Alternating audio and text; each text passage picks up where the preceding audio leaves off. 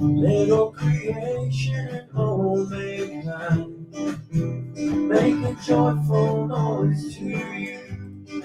Let all the stones on the ground shout your name.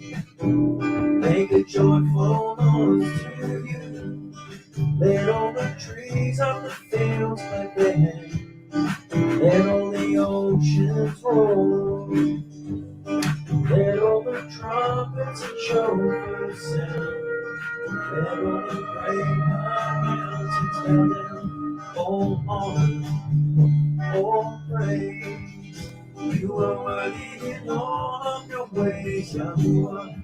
All power, all love, Almighty of heaven above, Yahuwah. By your blood, by your stripes, by Yahushua who delivers all our lives.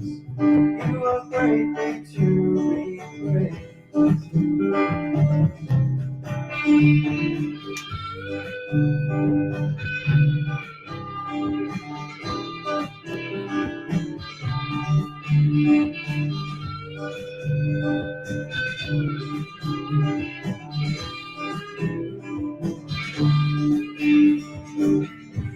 As far as the north to the south, the east to the west, you are greatly to be praised. No treasure upon this earth can compare to your worth. You are greatly to be praised. You walk on the wings of heaven. The earth is your footstool. You are greatly to be praised. Yahuwah, you are greatly to be praised. All honor, all praise. You are worthy in all of your ways, Yahuwah. All power, all love, Almighty of heaven above, Yahuwah. By your blood, by your stripes, by Yahushua who delivers all our lives. You are greatly to be praised. Greatly to be praised, all honor, all praise. You are worthy in all of your ways, Yahuwah. All power, all love, Almighty of heaven above, Yahuwah. By your blood, by your stripes, by Yahushua who delivers all our lives. You are greatly to be praised, greatly to be praised.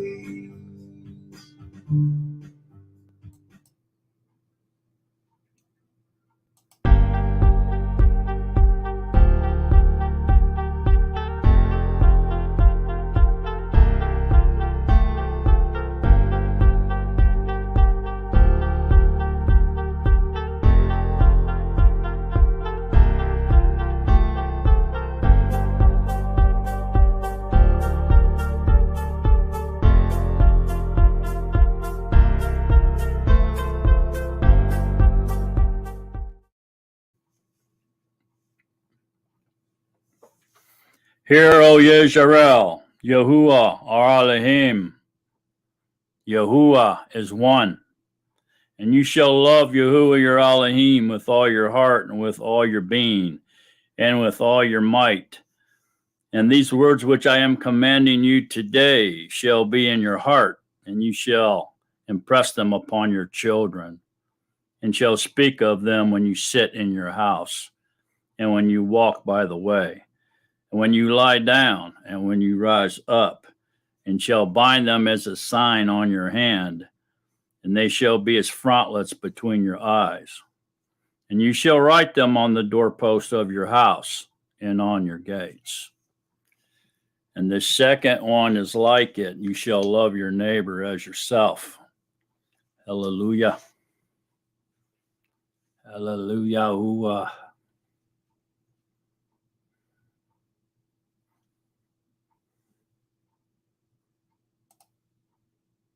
Shabbat shalom, everybody. Glad you all made it. Alrighty. Got a really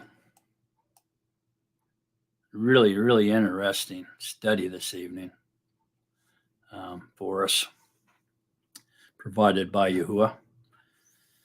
And it's been given to me on short notice. So I'm going to try to cover as much as possible within the reasonable time frame that has been given to me to prepare this. And it's an amazing study, and I hope each and every one of you will stick around to the very end on this one. I want to kind of get it right into it pretty quickly here. So it may be a long one. So let me go say hi to a few folks, and then we'll waste no time getting started this evening. Hello, Sandra. Glad you're here, sister. Parable of the Tangents. Glad you're here, sister. Gibson girl. Glad to see you here, Rebecca. Joseph. Glad you're here, brother. Peggy. Glad you're here, sister. Yami. Glad you're here, sister. Raul. Glad you're here, brother. Ronald, glad you're here, brother. Phil, glad you're here, brother. Lou, glad you're here, brother. Phyllis, glad you're here, sister. Raphael, glad you're here, brother. Earl, glad you're here, brother. Ladder Rain, glad you're here, sister. Wanja, glad you're here, sister. All right, we got some others trickling in, but we're going to have to move on here. Okay, so the goal here this evening is to learn as much about Yahuwah we can in a short period of time. Yahuwah commands us to learn about him and to know him. As a matter of fact, it pleases him more than all the burnt offerings. And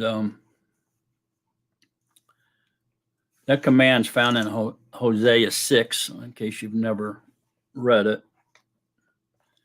And we'll go ahead and read it. So we're all starting off on the same page here. It starts in Hosea 6, verse 3, goes down to about 7. It says, so let us know, let us pursue to know Yahuwah. His going forth is as certain as the morning, and he comes to us like the rain, like the latter rain, watering the earths. Ephraim, what would I do with you? Yehudah, what would I do with you? For your trustworthiness is like a morning cloud, and like the early dew, it goes away. Therefore, I have hewn them by the prophets. I have slain them by the words of my mouth. And my right rulings break forth as the light. So we find out that Yahuwah speaks words and he has a mouth. For I delight in kindness and not slaughtering, and in the knowledge of Elohim more than burnt offerings. So he delights when you gain knowledge of him more than any burnt offerings. But like Adam, they transgressed the covenant. There they acted treacherously against me. So there you go. There's our command to get to know Yahuwah and to learn about Yahuwah and gain knowledge of Yahuwah. He delights in it. He loves it when we do this. Chad, glad you're here, brother. Okay, so here we go, man. Who is Yahuwah? What is Yahuwah? What's Yahuwah look like? Why did Yahuwah create?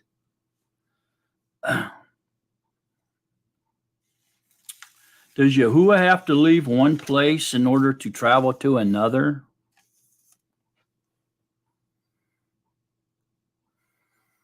Is Yahuwah our very breath that we breathe? What if Yahuwah took his breath away? What would happen to his creation?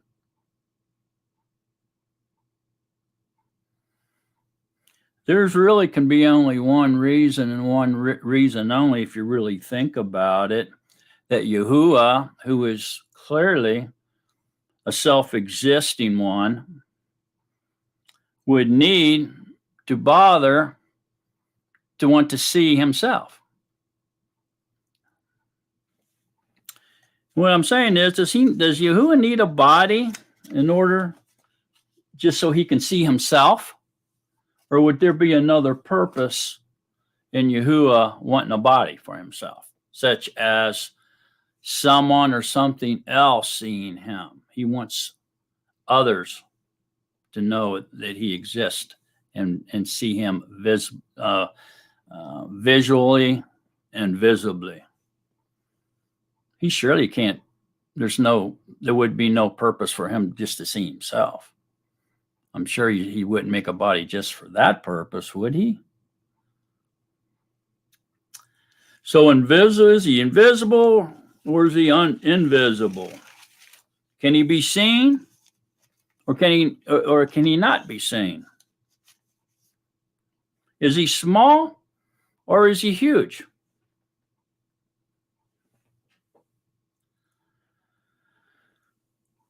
Oh. Did Yahushua pre-exist creation? Or did he come along as just began as a memory in the back of Yahuwah's mind until the fullness of time came, and then he was created or born through a woman?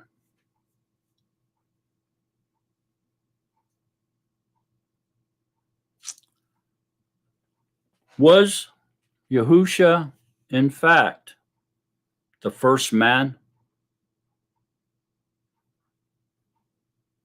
And if so, or if not, is Yahushua our creator? Is Yahuwah the only Elohim? Is he one? The only one? With no exceptions? Is everything in Yahuwah? Can anything exist outside of Yahuwah? Can we exist outside of Yahuwah? So these are some of the subjects and thoughts and questions that we're going to be examining this evening.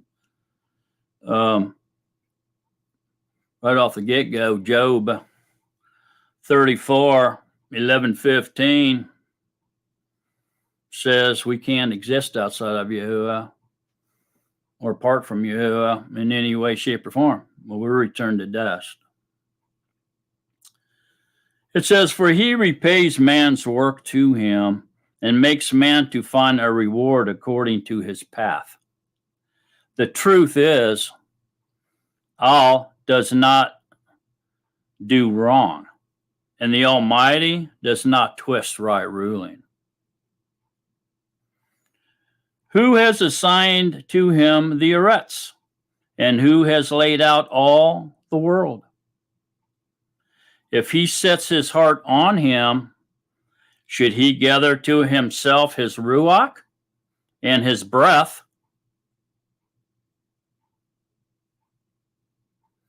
All flesh would expire together, and man return to dust.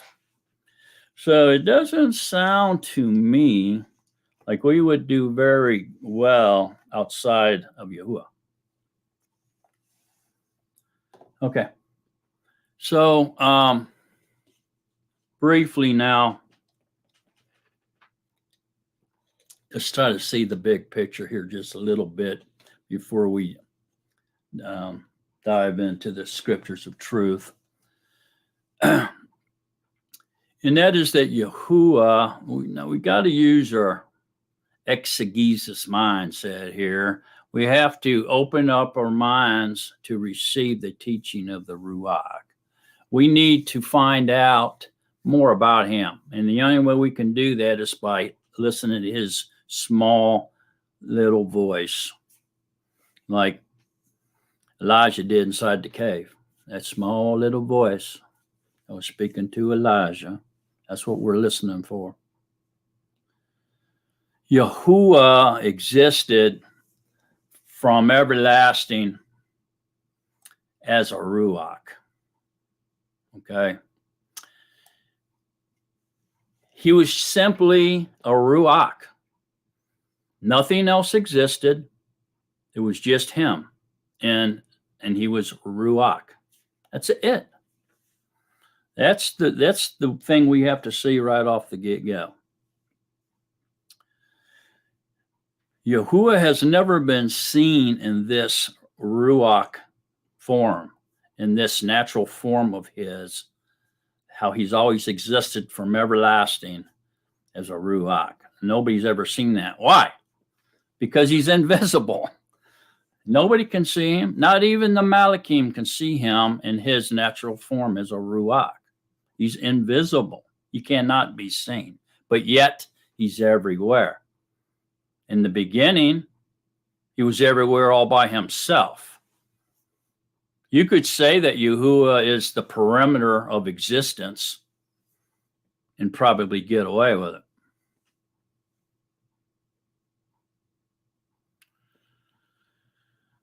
When Yahuwah decided to make other things other than himself, and we're talking darkness, water, atoms, whatever, evil, good, whatever. Nothing existed but him, and he was an invisible Ruach. When he decided to make other things other than him, that it has always existed, the self-existing one, he made them because he desired them to exist with him. And the only way that anything can exist with him is in him, because he is the perimeter of existence. Anything outside of that surely would not live or even exist. Yahuwah was giving part of his existence, including life, his Ruach and his breath, to other beings. He decided to do that. And he desired to be seen by his creatures before he even made them. He made that choice. So henceforth, he made a body for himself first. Yahuwah is the creator of all things, not just some things. Christianity teaches that Yahushua wasn't created. He's not a created being because he always existed with Yahuwah.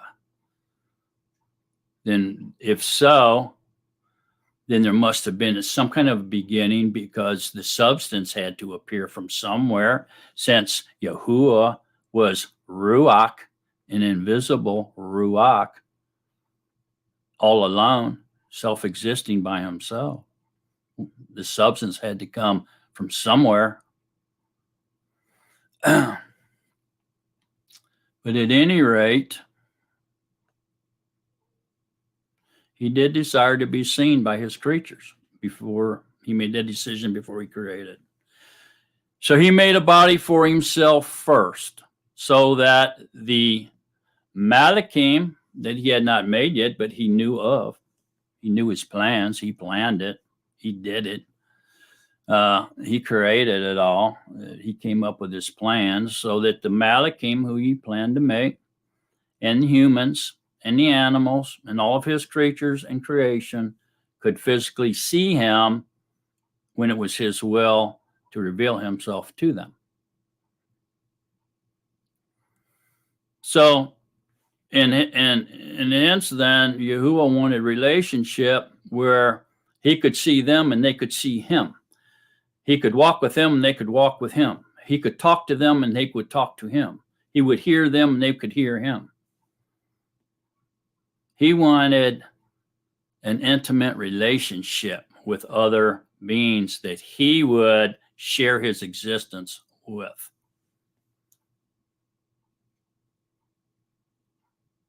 And this decision was made by Yahuwah and Yahuwah alone.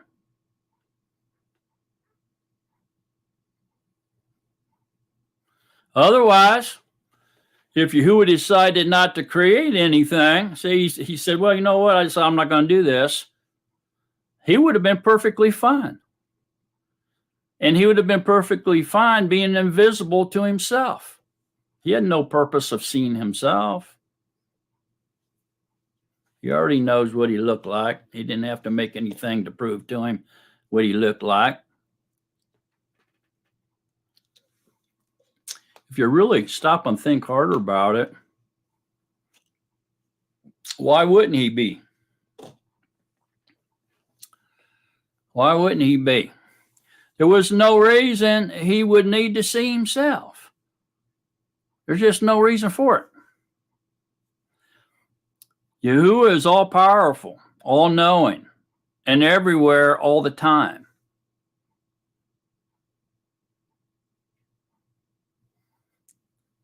He is the perimeter of existence, folks. Therefore, he created himself a body, and the scripture of truth refers to his body as the firstborn of all creation. The messenger of Yahuwah, the Word, and the Son of Yahuwah.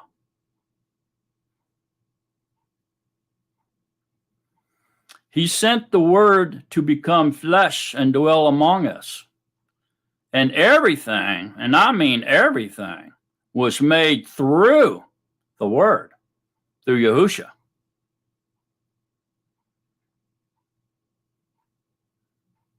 Does that mean that Yahuwah left his throne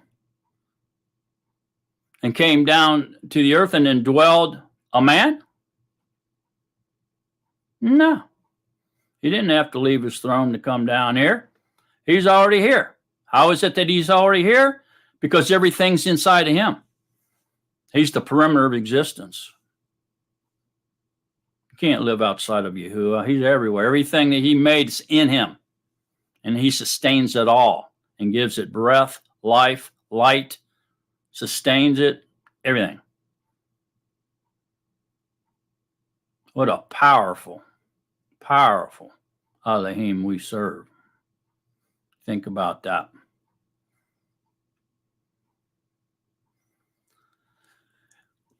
And everything, Scripture says, everything was made through him. Through who? Yahushua. Through his body. Through the firstborn of all creation.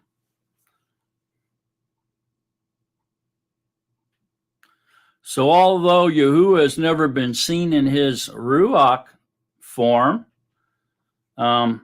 which is invisible, even to the Malachim, many have seen him indwelling in his frequency, or visual body, and or other theophanies,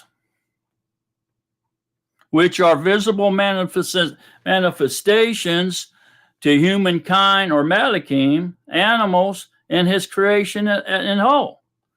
So these theophanies come in many forms, such as light, column of smoke, dark clouds, pillar of fire, messengers of Yahuwah, a burning bush, a man, and many other things. Actually, approximately 50 is spoken about in the Tanakh, and perhaps several in the Nazarene writings.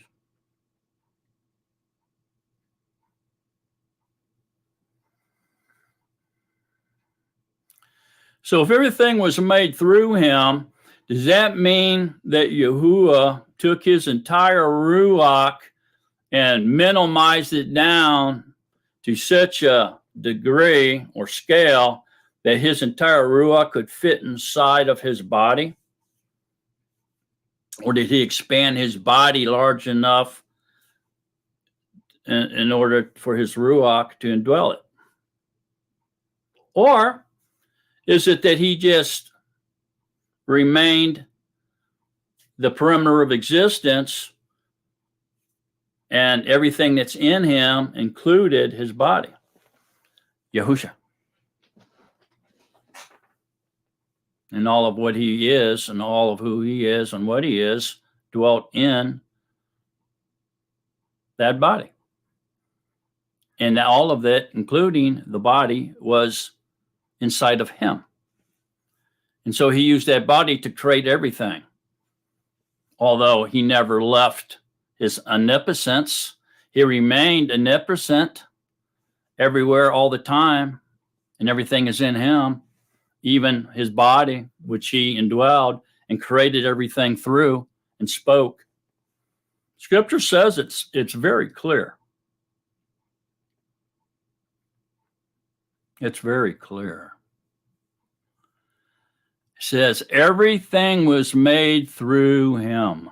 Speaking of Yahushua, the Word, the firstborn of all creation, the messenger of Yahuwah, the son of Yahuwah.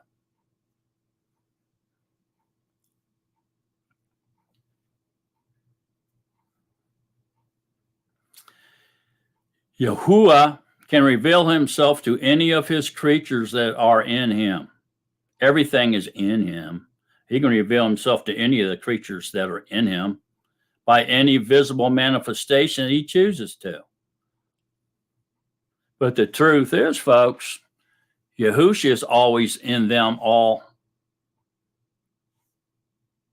Anyway, the burning bush, Yahushua was there.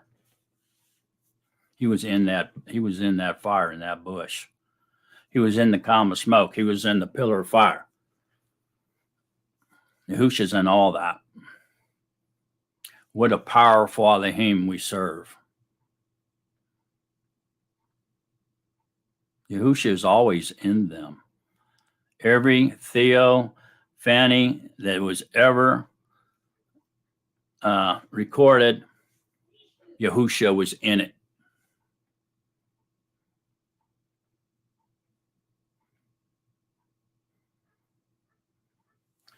He is still Elohim, no matter what. He's still omnipresent, no matter what. He's still omnipotent, no matter what. He's still omniscient, no matter what. He remains everywhere at once. He never, ever gives up his omnipresence because everything is in him. And he's in everything. So you cannot run from Yahuwah. You cannot hide from Yahuwah. You cannot ignore Yahuwah.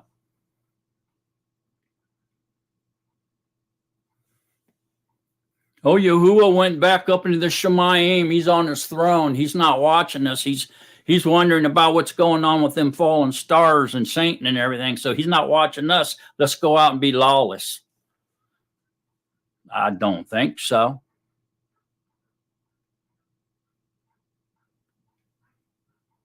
Yahuwah did not leave his throne to walk on this earth. He was already here. The earth and all his creation was in him, and he was in it, down to the smallest micron, to the farthest parts of the universe was in him. And it didn't consume him.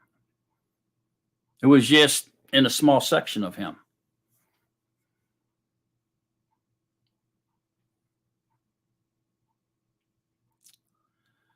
These theophanies are actual historical events recorded in Scripture. Like I said, nearly 50 in the Tanakh. And or some may and may not be theophanies. They may be prophetic visions with symbolic overtones. The truth is these scriptural theophanies are temporary and sudden appearances of Elohim, which mostly are revealed not as an enduring presence in a certain place or as any permanent object of sorts. Look, when Yahuwah created, he spoke living words from Yahushua's mouth. He was in Yahushua creating. Yahushua body, was it the perimeter of existence and everything was created inside of him? That perimeter, which we can call a body, it contains the Ruach. That's a possibility. It's a possibility. Look, when Yahuwah created, he spoke living words from Yahushua's mouth. This is why he calls the firstborn of all creation the Word. It's a name, a nickname. Scripture is clear. Yahuwah created everything through Yahushua HaMashiach.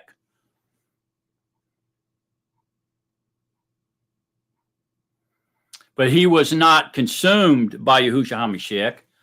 Okay? Yahushua HaMashiach was in him and he was in Yahushua. Yahuwah is Ruach.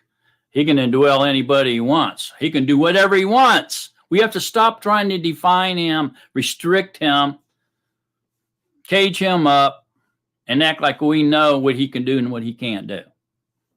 We can't even restrict him within the covers of the scriptures. Because he said more things and did too many things that's not written in here.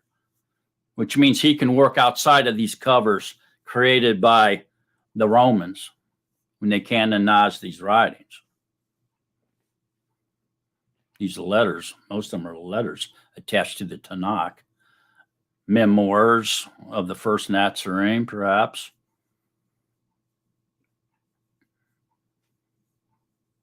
Can't contain Yahuwah. It's ridiculous thinking. The Word was Elohim because he was in Yahushua creating everything. Scripture is clear. Yahuwah created everything through Yahushua HaMashiach.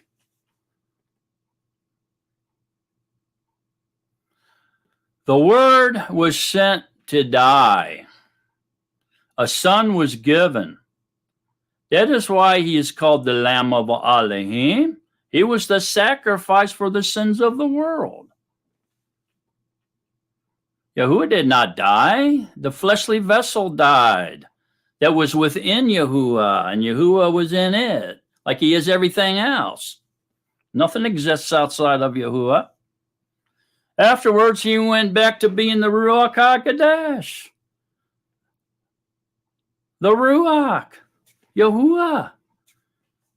The existence, the perimeter exists, everything exists within him. He's the perimeter of existence, man. And son of Adam, he was called son of Adam while he was incarnated or robed or wrapped in flesh. He was the lamb that Yahuwah provided that was foreshadowed with Abraham and Yitzchak, the one that got in the bush.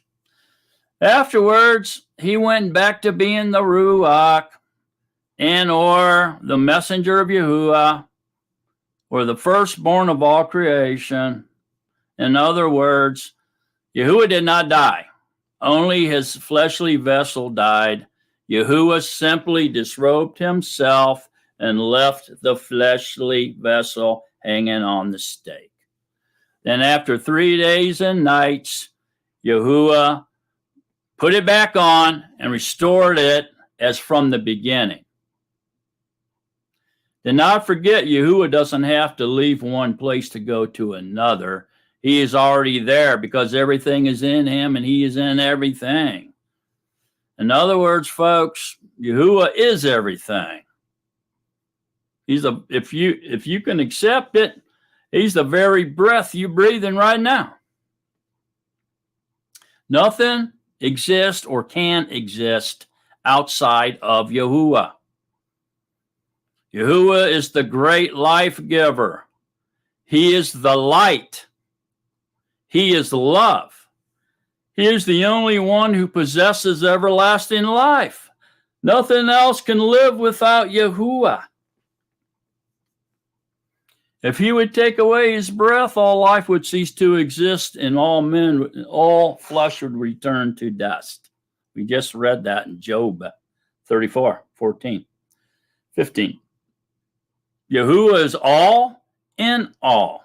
He's everything. He's all. He's everything. He's all in all. And without him, nothing exists.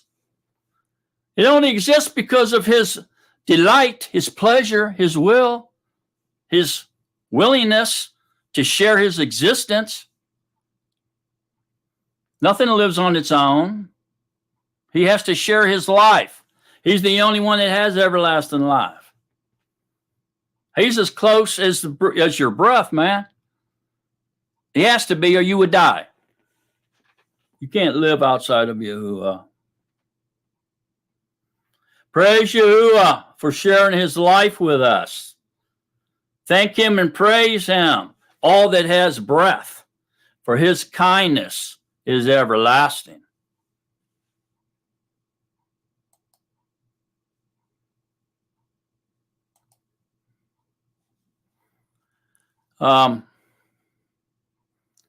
Interestingly,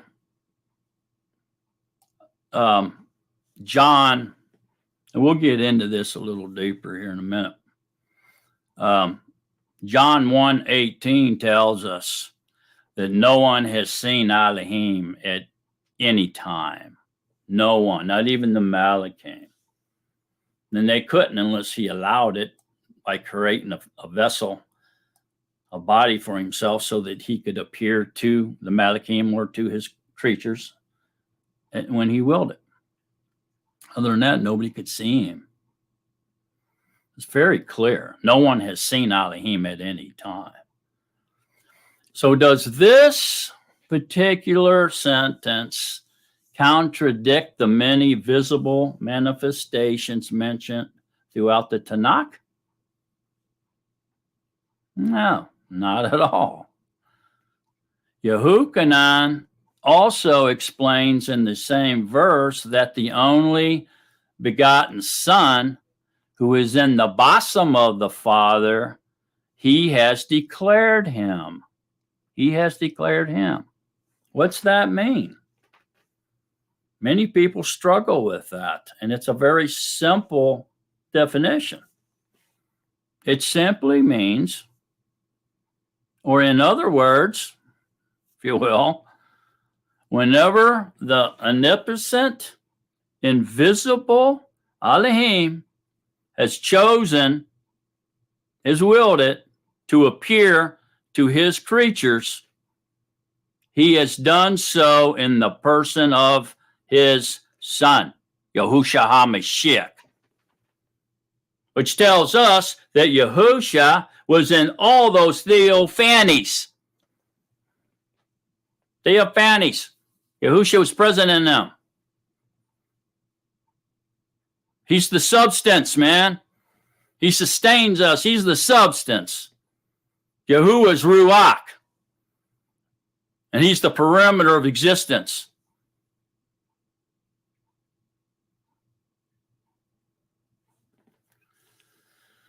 All right. There's at least 50 examples of these visible manifestations in the Tanakh.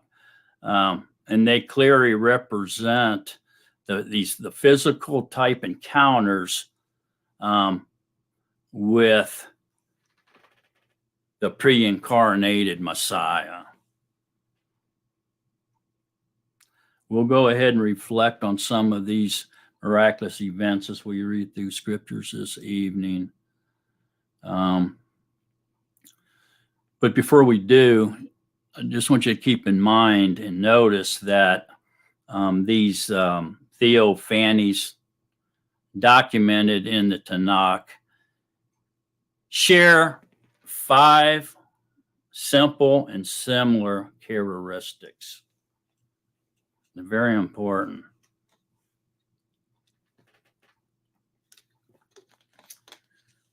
Number 1, they're all Elohim initiated encounters.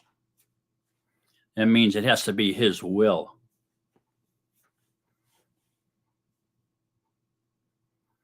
To manifest himself to you or to anyone. Number 2, they're declarations of Yahuwah. Number 3, the miraculous actions and knowledge provided by Yahuwah. Number 4, they always come with comforting statements.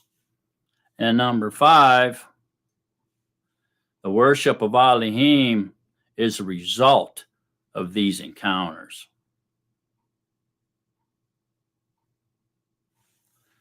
All right. All right. So with that said, let's get into the scriptures of truth. Hi, Kensley. Glad you're here. Hi, Rose. Glad you're here. Okay, so we'll start off in Genesis 3:8. So Genesis 3:8 says, and they heard the sound of Yahuwah Elohim walking about in the garden in the cool of the yom. And Adam and his Asha hid themselves from the presence of Yahuwah Elohim among the trees of the garden. Well, silly Adam and Kua should have known that they can't hide from Yahuwah. You know, he's everywhere. They can hide in Yahuwah, but they can't hide from Yahuwah. They should have known that. And so this sounds like, at first glance, that the sound of Yahuwah Elohim walking is the Yahuwah is in a body. Obviously, we all should know that this is the Word, the firstborn of all creation. He wasn't always ever present with the Ruach. The Ruach was all alone, self-existing. He's the perimeter of existence. And so the body must have been created. It's why he calls it the firstborn of all creation. Why is creation attached to Yahuwah? Yahushua, I mean. Because he was created. He said, oh, if you say Yahushua was created, that you're off track. No, that's what Christians want you to believe. Go back to the circus and pay them some more money and let them convince you of it. He isn't called the firstborn of all creation for no reason. Oh, he was just called that because he created everything. Okay.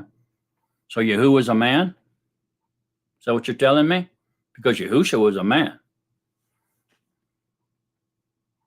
Oh, wait a minute now. That's not fair, is it? All right. So anyway, and they heard the sound of Yahuwah walking about in the garden in the cool of the yom. So what's happening? Yeah, Yahuwah was in the body, the Word. He was in Yahushua. He was the firstborn of all creation. He was in his body, but he never left his omnipotent power to be in that body and walk in that garden. He was everywhere in that garden. He was everywhere in the universe. He was everywhere in all creation, down to the micro world. He never left anywhere to enter into his body, into Yahushua. He was in there, but he was also everywhere else too. Can we grab that? Can you pick up what I'm laying down? Do you see the greatness of Yahuwah? The immensity of Yahuwah? And his power? And who he is? He is the only living source that allows us to live. Yahushua is the light. He gives us life. Without him, nobody can exist outside of him. So we seeing it? So all of Yahuwah, he didn't come down and make himself into a man, and the entire Ruach of Yahuwah, all of his, everything he is, did not go into that little manly body and walk through that garden, because everything outside of him would have vanished and died. He remained omnipotent. Do you not understand omnipotent? But yet he dwelled, Yahushua, in all his creation. He has to. He has to be in all his creation, and all his creation has to remain in him for it to be real, for it to be alive, for it to be in existence.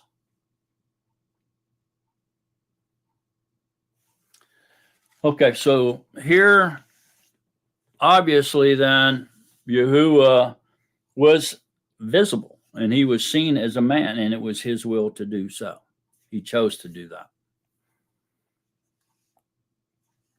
So in Genesis 18, 1 through 5, it also describes Yahuwah as appearing as a man. It says, and Yahuwah appeared. There it is. Right off the get-go. And Yahuwah appeared. He appeared, man. What does that mean? He became visible to the naked eye. He became carbon, because our carbon eyes can only see carbon. So Yahuwah has this mind-blowing ability to change his body into carbon or spirit and make it small or make it huge. Consume the universe or go down into the micro world with it. He can eat or not eat. He can defy gravity or be stuck on the earth, subject to gravity. He can do what he wants. In this case, he willed it that he would appear. It was his will to appear. Are we seeing how powerful Yahuwah Elohim is yet? Are we still trying to contain him inside of a little box and tell him what he can do and what he's not allowed to do?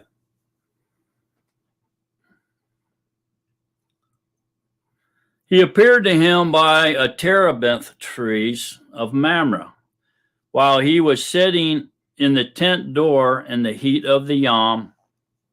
So he lifted his eyes and looked and saw 3 men standing opposite him.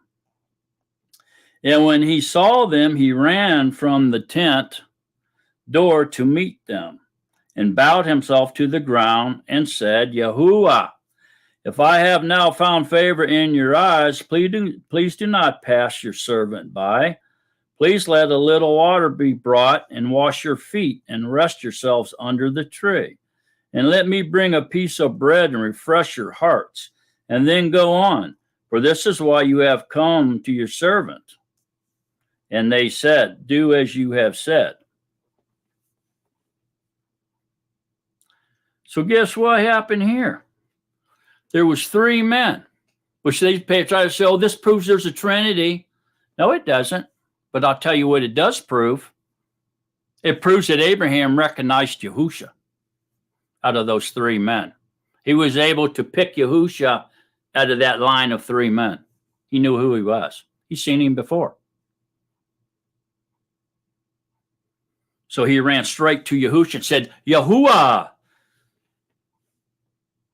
if you have now found favor in your eyes, please do not pass your servant by. He recognized Yahushua out of those 3 men. He knew which one was Yahushua, man. He'd seen him before. That's what that proves. Not that he's a Trinity, but that Abraham has seen Yahushua before and knew him, recognized him, and ran straight to him. Think about it.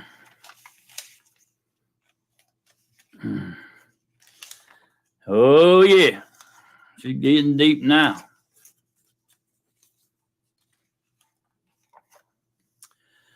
All right. Let's get a look at Exodus 3, 2 through 7. See what that's got to teach us. And the messenger of Yahuwah, what? The angel of Yahuwah? The messenger of Yahuwah? Who is that? Well, that's none other than Yahushua. Appeared to him in a flame of fire from the midst of a bush. It's clear, folks. Yahushua was in the burning bush. You don't believe me? Well, let me read it again. And the messenger of Yahuwah, who is Yahushua, appeared to him in a flame of fire from the midst of a bush. And he looked and saw the bush burning with fire, but the bush was not consumed. Yahushua was in the bush. He saw his image in the bush of fire.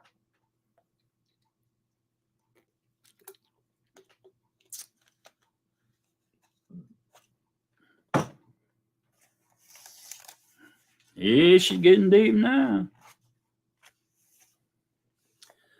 All right. I pray Yahuwah is opening up our minds to understand the scriptures of truth this evening. For one, personally, I'm really sick and tired of people trying to define Yahuwah and restrict Yahuwah and make Yahuwah do what they want him to do or be what they want him to be. And put him, you're only allowed to be here. You're not allowed to be anywhere else. That don't make no sense in my mind.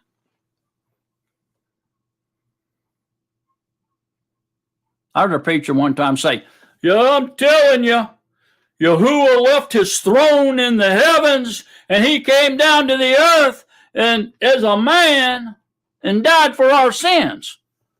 Well, number one, Yahuwah doesn't have to leave anywhere to go somewhere. He's already there because everything's in him and he's in everything. Number two, Yahuwah did not die.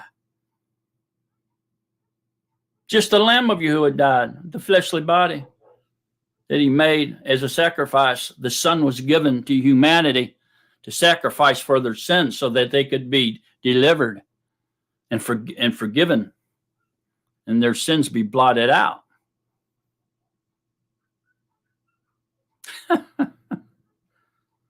Oh, I wish I knew what I knew now when I went to some of these circuses and these people were telling me these things. I didn't know anything about it. Didn't know what to even say to them when they were telling me stuff like that. Crazy, man.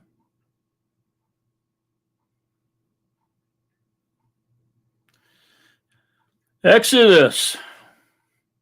Look at Exodus. Oh, wow. Man, gee whiz. Listen to this. Exodus, I just noticed it. Exodus 4:10 says, and Moshe said to Yahuwah, O Yahuwah, I am not a man of words, neither before nor since you have spoken to your servant, for I am slow of speech and slow of tongue. And Yahuwah said to him, who has made man's mouth? Or who makes dumb, or deaf, or seen, or blind? Is it not I, Yahuwah? And now go, and I shall be with your mouth and teach you what to say. Okay? Yahuwah is everything. He's even your mouth. Oh boy. Look over here at Exodus 6:3. Here's some proof that Yahuwah was seen by Abraham.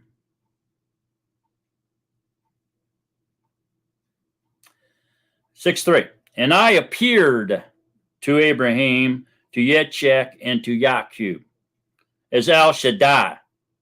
And by my name, Yahuwah, was I not known to them? Bam.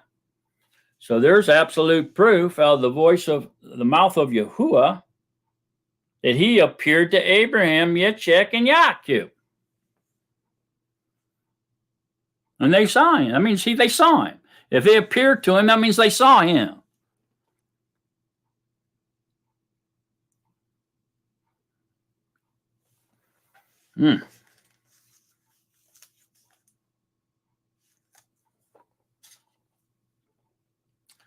Exodus 20. Exodus 19.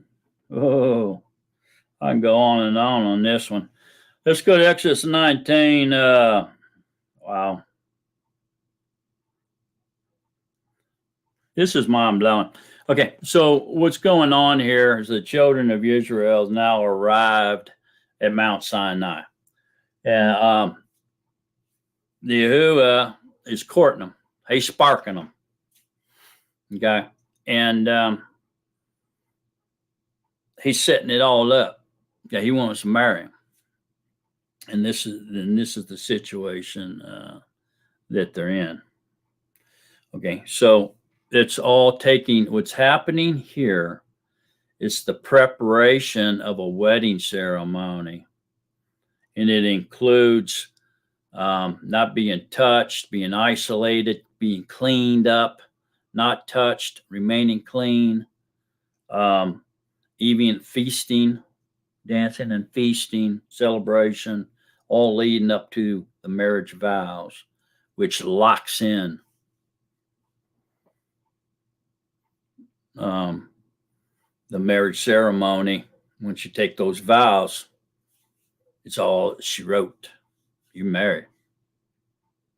So there has to be some kind of ceremony attached to the sexual intercourse. Sexual intercourse itself cannot make you married. Now, I know that Scripture says that you become one with a whore if you have sexual intercourse with her. But there's also words that are called whoring, fornication, and bastards in there. And if those words were not in there, then I would agree. But since them words are in there, there has to be a line. There's a red line there somewhere. Okay. Well, I think this is proof that there was a ceremony, marriage ceremony, and vows spoken before the marriage was locked in. And so, anyway, I'll read a little bit 19, 20 here, but really the proof of it all is Exodus 24. That's the grand slam. Okay, so whoever touches the mountain shall certainly be put to death. So let's back up here a little bit.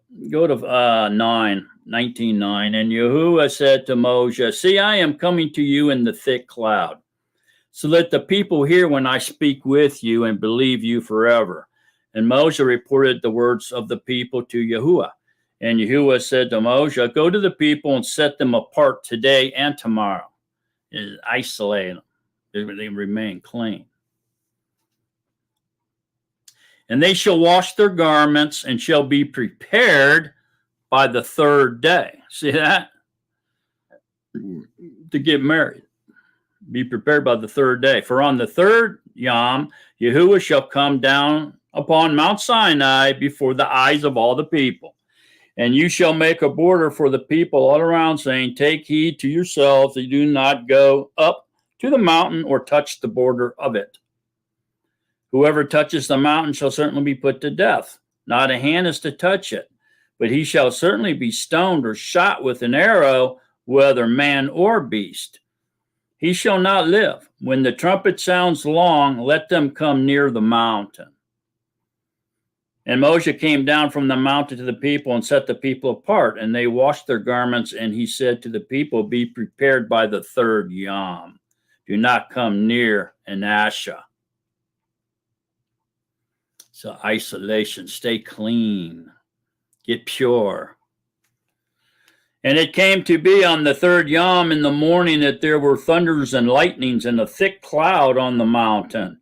And the sound of the ram's horn was very loud, and all the people who were in the camp trembled. And Moshe brought the people out of the camp to meet with Elohim, and they stood at the foot of the mountain, and Mount Sinai was in smoke. All of it, the entire mount, all of it, because Yahuwah descended upon it in fire.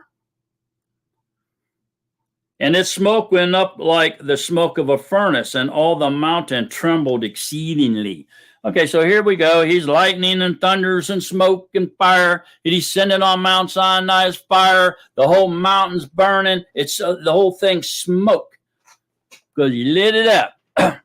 Does that mean Yahuwah left his throne in the Shemayim and came down on Mount Sinai and did all that and left the rest of creation to look after itself? No.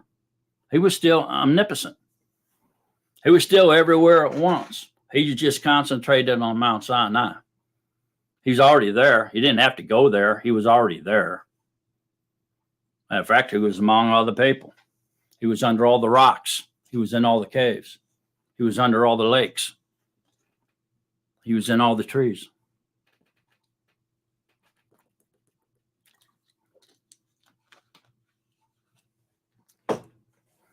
Who was everything.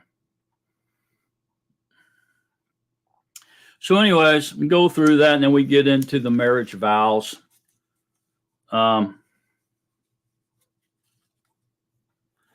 Elohim spoke to all these words, saying, I am Yahuwah, your Elohim, who brought you out of the land of Mitzrayim and out of the house of slavery.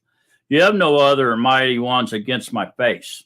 You do not make for yourself a carved image, or any likeness of that which is in the Shemayim above, or which is in the Arets beneath, or which is in the Mayim under the Arets. You do not bow down to them, nor serve them. For I, Yahuwah, your Elohim, am a jealous all, visiting the crookedness of the fathers on the children to the third and the fourth generations of those who hate me, but showing kindness to thousands to those who love me and guard my commands. You do not cast the name of Yahuwah, your Elohim, to ruin. For Yahuwah does not leave the one unpunished who casts his name to ruin. Remember the Yom Shabbat, he set it apart. 6 Yamim you labor and shall do all your work, but the 7th Yom is a Shabbat of Yahuwah, your Elohim. You do not do any work. You nor your son, nor your daughter, nor your male servant, nor your female servant, nor your cattle, nor your stranger who is within your gates. For in 6 Yamim Yahuwah made the Shemayim and the Arets, the sea and all that is in them, and rested the 7th Yom. Therefore Yahuwah blessed the Yom Shabbat and set it apart. Respect your father and your mother, so that your Yamim are prolonged upon the soil which Yahuwah your Elohim is giving you. You do not murder, you do not break wedlock, you do not steal, you do not bear false witness against your neighbor. You do not covet your neighbor's house. You do not covet your neighbor's asha, nor his male servant, nor his female servant, nor his ox, nor his donkey, or whatever belongs to your neighbor. And all the people saw the thunders and the lightning flashes, the sound of the ram's horn, and the mountain smoking, and the people saw it, and they trembled and stood at a distance, and said to Moshe, you speak with us, and we fear, and we hear.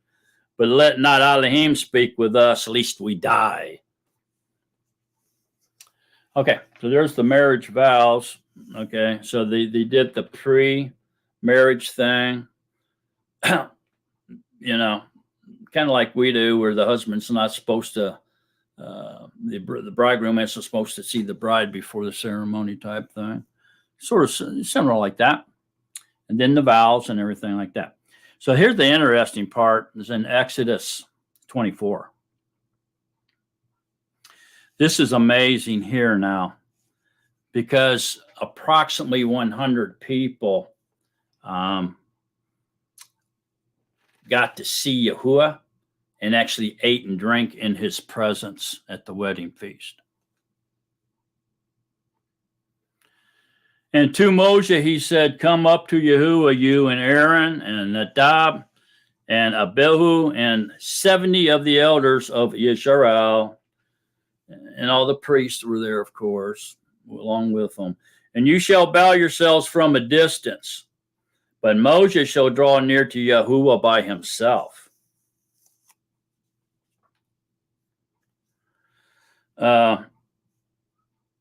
and let them not draw near, nor let the people go on up with him. And Moshe came and related to the people all the words of Yahuwah and all the right rulings. And all the people answered with one voice and said, all the words which Yahuwah has spoken, we shall do.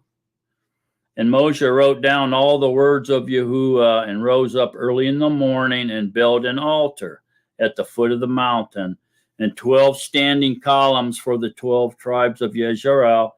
And he sent young men of the children of Israel, and they offered burnt offerings and slaughtered peace offerings of bulls to Yahuwah. And Moshe took half the blood and put it in basins, and half the blood he sprinkled on the altar.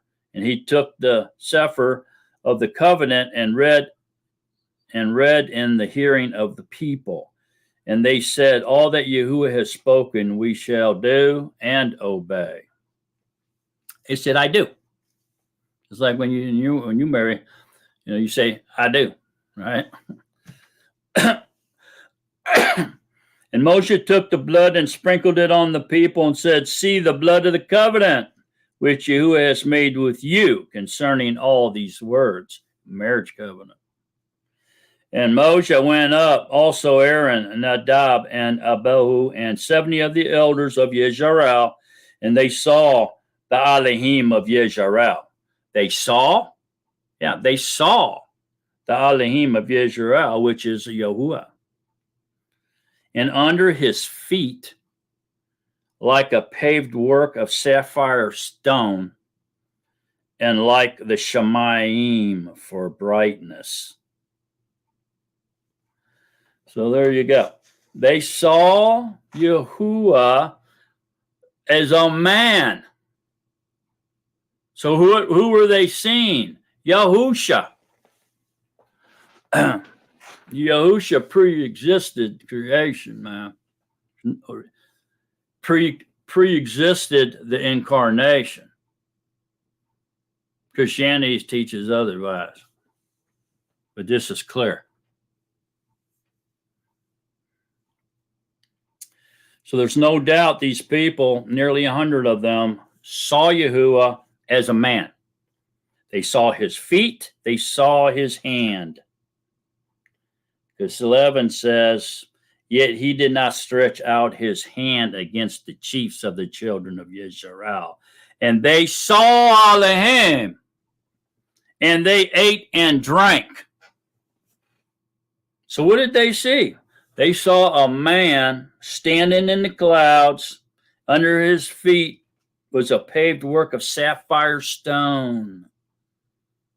And it was bright, Shemayim brightness, and probably clouds all around, and sunbeams maybe through there.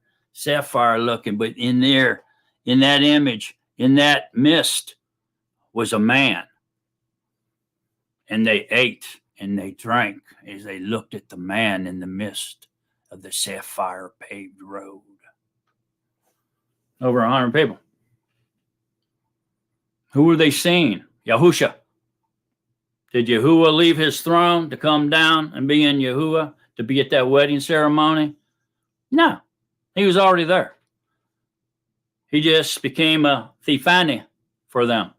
He became a temporary image for them to see, visual image. That's all. But he was still everywhere else. He never gave up his omnipotence to do that. He just felt like appearing to them, letting them see him. Should they have died? Oh, well.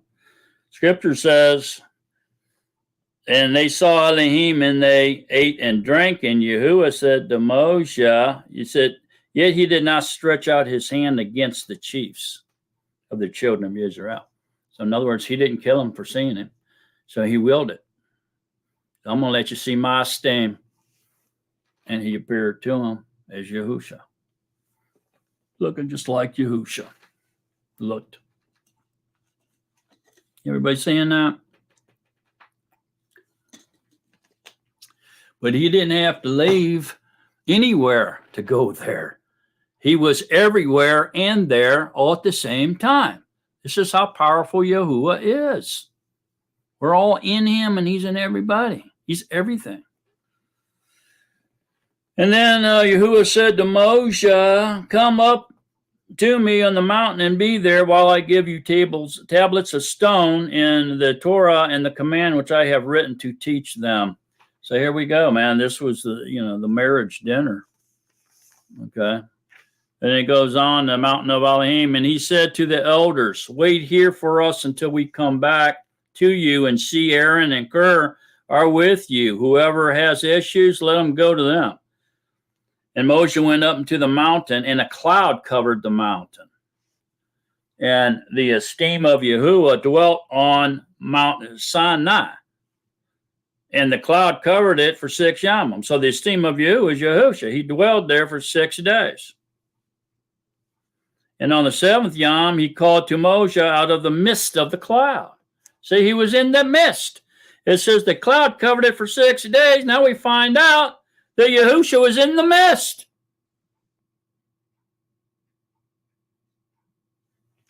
Yahushua's always in every theophany there is in the Tanakh. And Moshe went into the midst of the cloud and went up into the mountain. It came to be that Moshe was on that mountain for 40 days and 40 nights. Wow. Does that mean he didn't eat or drink up on that mountain for 4 days and 40 nights? Or do you think Yahushua fed him up there? That's an interesting thought. Anyway, let's move on. Exodus 33:16 through 23 explains to us that Yahuwah's esteem is Yahushua. Okay, so let's start at 33:16 to go to 23. For how then shall it be known that I have found favor in your eyes? I and your people, except you go with us. Then we shall be distinguished, I and your people, from all the people who are upon the face of the earth. And Yahushua said to Moshe, even this word you have spoken, I shall do. For you have found favor in my eyes, and I know you by name. Then he said, please show me your esteem. And he said, I shall cause all my goodness to pass before you, and I shall proclaim the name of Yahuwah before you. That's mean when he walks past him, he's going to say, I'm Yahuwah. He's going to proclaim the name of Yahuwah before him. And I shall favor him with whom I favor, and shall have compassion on him who I have compassion. That means he can deliver and bless anyone he wants to. Nobody can stop him. But he said, you are unable to see my face, for no man does see me and live. Wow. And Yahuwah said, see, there is a place with me, and you shall stand on the rock. And it shall be while my esteem, which is the firstborn of all creation, passes by, that I shall put you in the cliff of the rock and cover you with my hand while I pass by. Then I shall take away my hand, and you shall see my back, but my face shall not be seen. So he's got a hand, a back, and a face. He's in a form of a man, and this man is Yahushua. The body he made for himself, who he created all things through him, through Yahushua, before he created anything else. That was his very first thing he made. There was something other than him, being a Ruach, a giant Ruach, which is the perimeter of all existence. Wow. What a thought.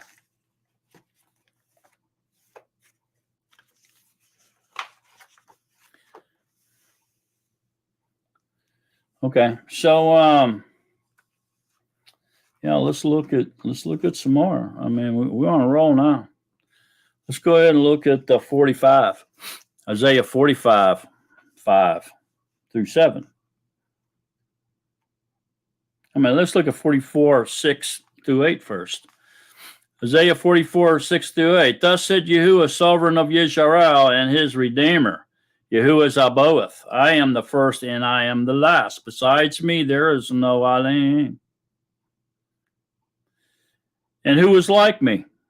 Let him call and declare it and lay it before me, since I appointed the everlasting people. In the events that are coming and those that do come, let them declare these to them. Do not fear, nor be afraid. Have I not since made you hear and declared it? You are my witnesses. Is there an Yahuwah besides me? Yahuwah besides me? There is no other rock. I know not one. Yahuwah is telling you, you're out of your mind if you think there's more than him.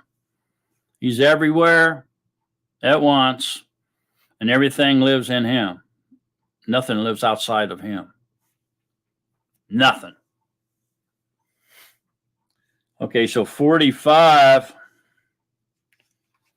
5 through 7 says, I am Yahuwah, and there is none else. There is no Elohim besides me. I gird you, though you have not known me, so that they know from the rising of the sun to its setting that there is none but me. I am Yahuwah, and there is none else. Forming light, he formed light. And creating darkness, making peace and creating evil. I, Yahuwah, do all these. There you go. Yahuwah does all them. Everything's in him, and he's in everything, including darkness and evil. Can't exist outside of Yahuwah. Do you think that darkness and evil's over here and Yahuwah's over here, opposed to it? No, it's all in him. He created it all. Why? We'll get into it. We'll get into it at the end. We're going to get into why Yahuwah created. Just a little bit. And I'll leave most of it to your imagination. Or your studying, I should say.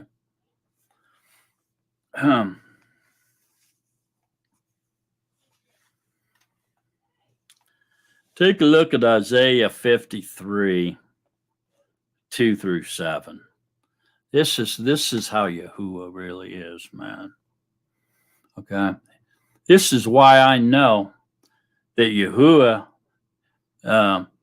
didn't have to make a body for himself so he could see his own self. That's not why he did it at all. He didn't need to see himself.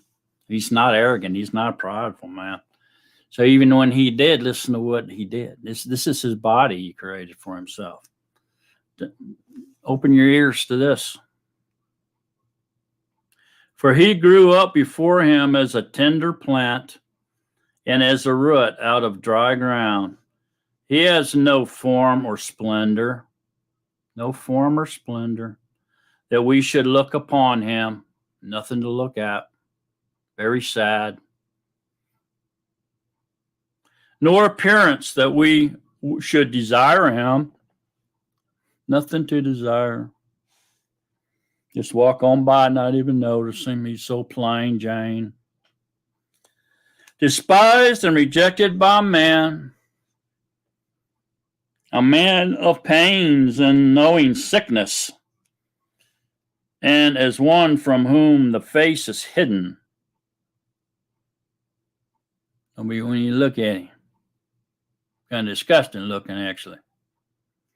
Being despised, and we did not consider him.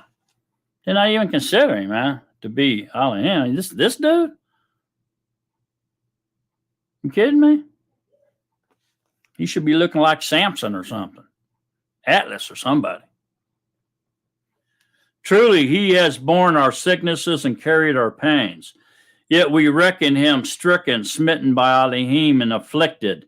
But he was pierced for our transgressions. He was crushed for our crookedness.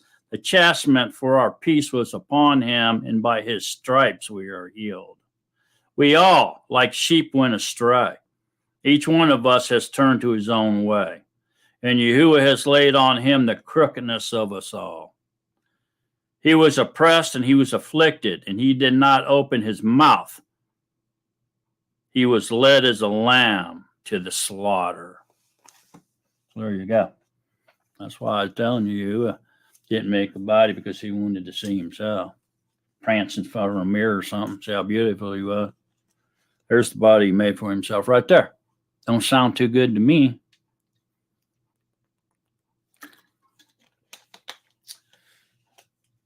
So this tells us Yahuwah is a humble, very humble. Right? I hope I'm getting under people's skin here, because I want you to let your Elohim out of his genie bottle.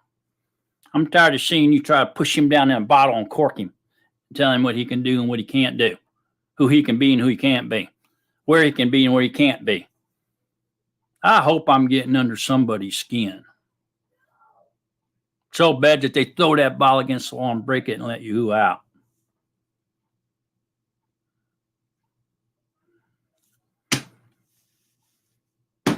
Don't tell me if it ain't written between these covers of this canonized list that Yahuwah can't do it and Yahuwah's not in it. I'm sick of hearing that too. Like, you can tell Yahuwah what to do and what he can't do.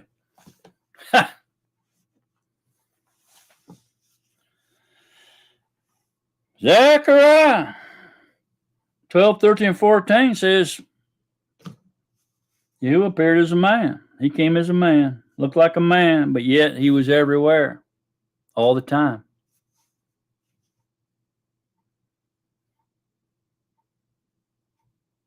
Hmm. 12:10, and I shall pour on the house of David and on the inhabitants of Jerusalem a Ruach of favor and prayers. And they shall look on me whom they pierced, and they shall mourn for him as one mourns for his only son, and they shall be in bitterness over him as a bitterness over the firstborn. In that yom, the mourning in Jerusalem is going to be great, like the mourning at Hadad Rimmon in the valley of Megiddo. Skip over there to 13. 6 says, and one shall say to him, what are these wounds in your hands? And he shall say, because I was wounded at home by those who love me. Look down there at 8. And it shall be throughout all the soil, declares Yahuwah, that 2/3 therein are cut off and die, and 1/3 is left therein. And I shall bring the third into the fire, and refine them as silver is refined, and try them as gold is tried. They shall call on my name, and I shall answer them, and I shall say, this is my people, while they say, Yahuwah is my Elohim.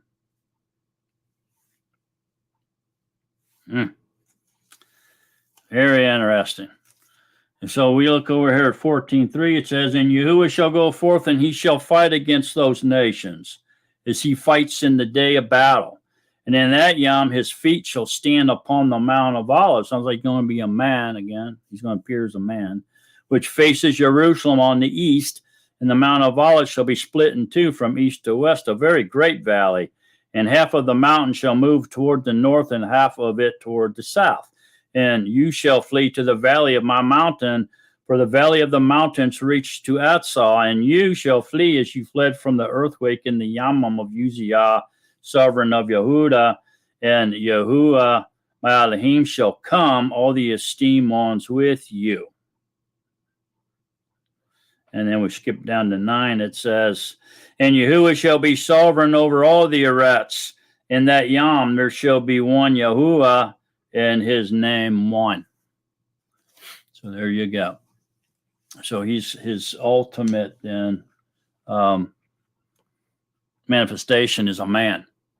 So does that mean, since Yahushua is always been seen as a man, even in these other theophanies where he appeared as smoke, fire, bush burning, the image of the man, Yahushua, was in those theophanies.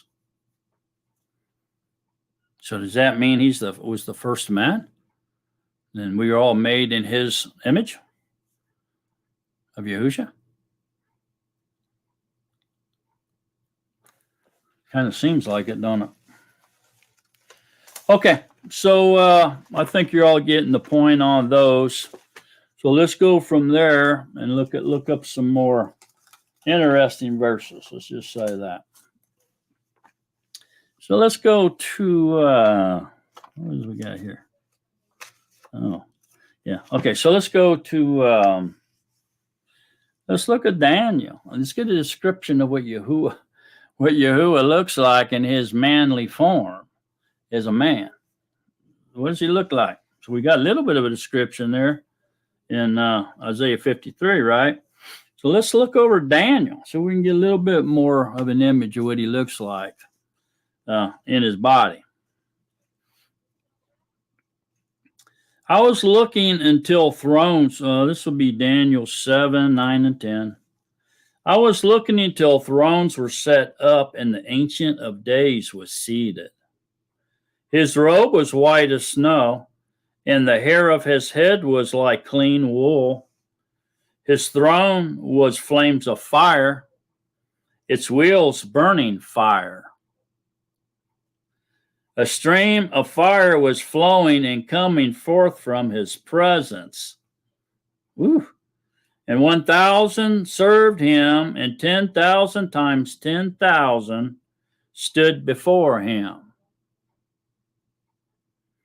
The judge was seated, and the books were open. It's only one judge, one lawgiver who can save or destroy. Obviously, it's Yahuwah, Ancient of Days.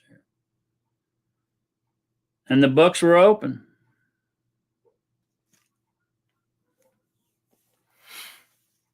All right, so there you go. That gives us a slight image of him. And then we can go to Revelations 1:5 and get a follow-up on that, a little bit more information. And see what he looks like. All right, so Revelations 1:12 through 16 says, "And I turned to see the voice which spoke with me. And having turned, I saw 7 gold lampstands. In the midst of the 7 lampstands, one, like the son of Adam, dressed in a robe down to the feet and girded about the chest with a golden band." So see, there it is. Even within this theophany of 7 lampstands, the son of Elohim is in it. Yahushua's in it. You can see him. He's in all of them. What is that telling you? Wow, better think hard on that. What is that telling you? And his head and hair were white as white wool, as snow, and his eyes as a flame of fire, and his feet like burnished brass, as if refined in a furnace, and his voice as the sun. I wonder if that's what happened to him when he stood in that fiery furnace. Remember, they turned it way up, trying to burn them guys up in there. Remember, the 4th man appeared. I think he was the 4th man in the fire. And his feet like burnished brass, as if refined in a furnace. Isn't that interesting? And his voice is the sound of many waters. And in his right hand he held 7 stars, and out of his mouth went a sharp 2-edged sword, and his face was as the sun shining in its strength at noon. Now, you can't look at that sun, so you ain't going to be looking at him if it's shining like that. Okay, so there's a good description of what he looks like.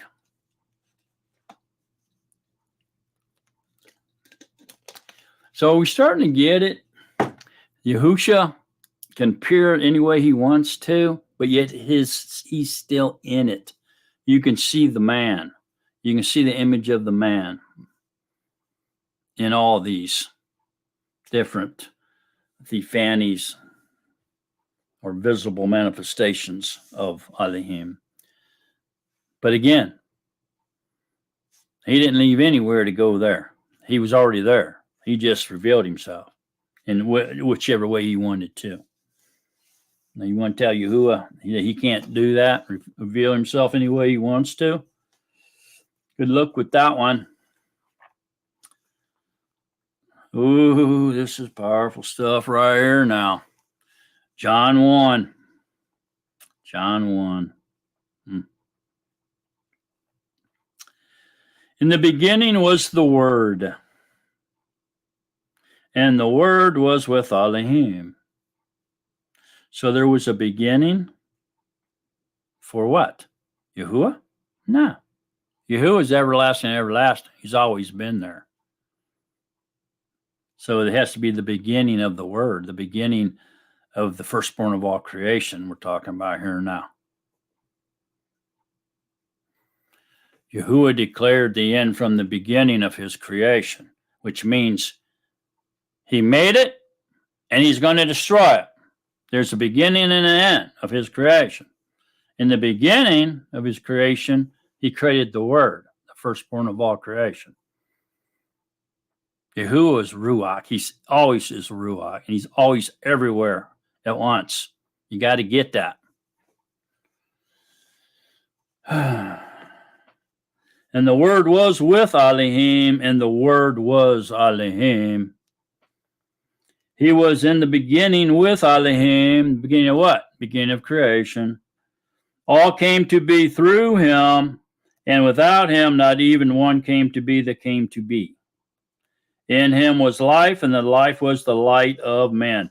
So, and all came to be through him.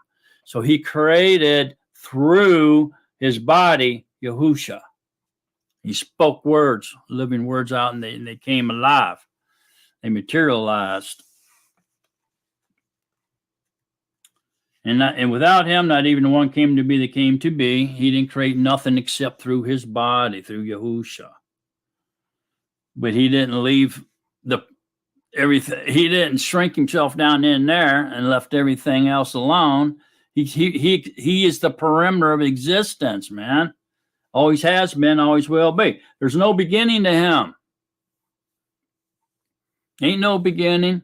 When it says he was in the beginning with Elohim, in the beginning of when Elohim decided to create, he created the Yahushua, and he created everything through Yahushua. Okay? He wasn't in the beginning when Yahuwah began, when his presence or his existence began, because there is no beginning existence of Yahuwah. He's always been there. There's no beginning to Yahuwah. So it has to be speaking of his creation. And he was in the beginning with Elohim. So he created him first, then he created everything else came to be through him, through Yahushua. Pretty clear to me. I don't know. And without him, not even one thing came to be. In him was life, and the life was the light of man. And the light shines in the darkness, and the darkness has not overcome it. So there we go. Yahushua's light. He's the light. Yahuwah created the light, which is the light of men. He gave us light. Why? How does that resonate with death or darkness? Because if you're dead, it's dark, you don't exist, then it's total darkness. It's the abyss. It's total darkness. Out of darkness, there's nothing there. No light, no nothing, no life. But when light came, then that symbolizes the waking up or the coming into life, becoming alive and living and breathing and seeing and hearing. Existing like Yahuwah. Light, when you see light, you know you're awake. Then you know you're alive. If you don't see light, then you know you're asleep and you know that you're not alive. You're dead. You don't even know about it to begin with. You see it?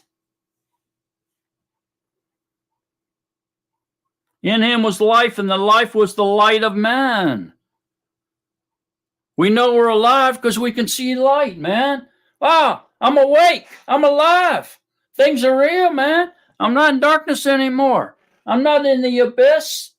I'm living. I'm in life. I'm inside of life. Somebody's given me life. I'm awake. I can see. I can hear. The light has made me alive. Yahushua's the light, man. Yahushua's the light.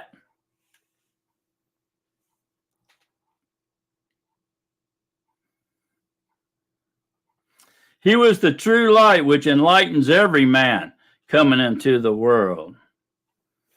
And the Word became flesh and pitched his tent among us.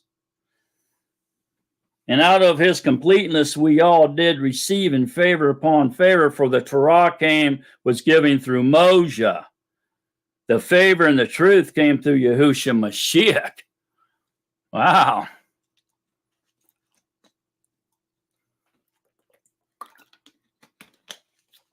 I won't go off on that tangent, but I do want to take you to Genesis 1 real quick. I'll go to Genesis 1. Here in Genesis 1, and we compare it to John 1, where the beginning was declared a second time here. Where it says, in him was life, and the life was the light of men, and the light shines in the darkness. And the darkness has not overcome it. So the light gives life because you're awake. Okay. So in Genesis 1:3, it says that, where's 1:3 at? And Elohim said, see, he said, that means he spoke out loud. Okay, he didn't think or thought, he said. So that means he spoke it. And Elohim said, let light come to be. So he spoke. Not only did he spoke and brought the light came to be, which is Yahushua. Okay, he spoke him into existence. So he made a body for himself. Okay.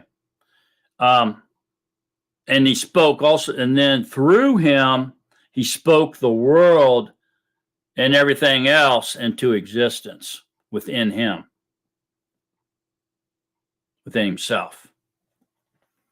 Okay.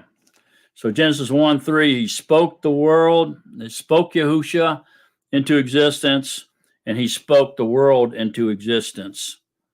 In the beginning, Elohim created Shemayim and the Eretz. That's a general statement. That's just telling you who did it. In the beginning of what? Yahuwah? No, of his creation. He's everlasting. And the Eretz was formless and empty. That means there was nothing there. If it's formless and empty, that means ain't nothing there. And darkness was on the face of the deep, and the Ruach of Elohim was moving on the surface of the Mayam. And Elohim said, let light come to be, and light came to be. And Elohim saw the light, that it was good. And Elohim separated the light from the darkness, life from death, existence from non-existence. He separated life from death, or light from darkness, and Elohim, really it would have been existence from non-existence. And Elohim called the light Yom, and the dark he called night. And there was morning, there was evening, and there was morning, the first Yom. So there you go. So Yahuwah, Yahushua is the firstborn of all creation. He spoke him into existence, and then through him, through Yahushua, he spoke the world and everything in it into existence.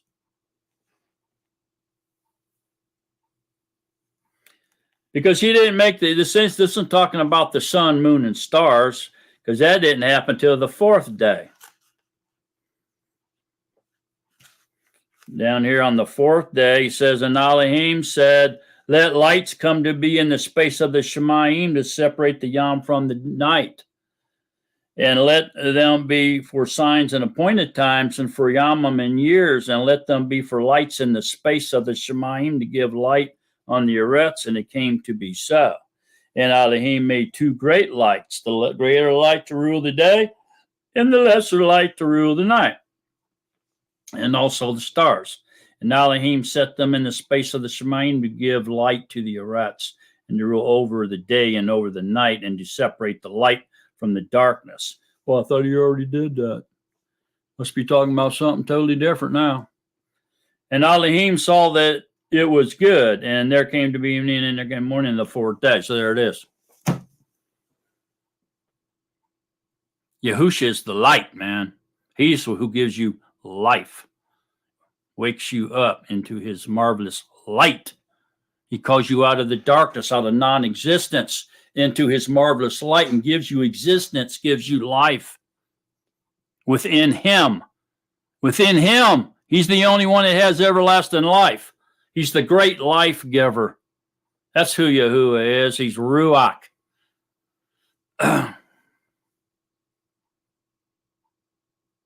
Yeah, I hope I'm making you mad. I really do hope so. Y'all need to be mad. Death, sleeping, non-existence is darkness. Light is life, and Yahushua is the light. I don't know. Hopefully you can pick up what I'm laying down there. Look at John 4:24. Elohim is Ruach, and those who worship him need to worship in Ruach and truth. So there you go.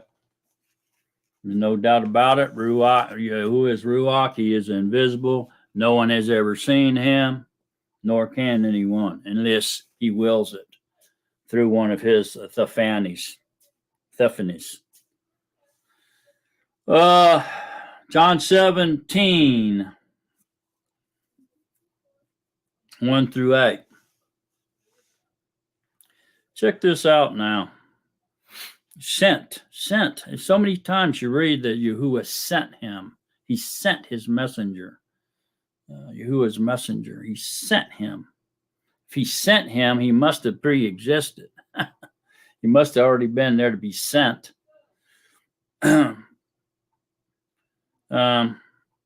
Sent, it definitely implies that Yahushua was with Yahuwah before the world was.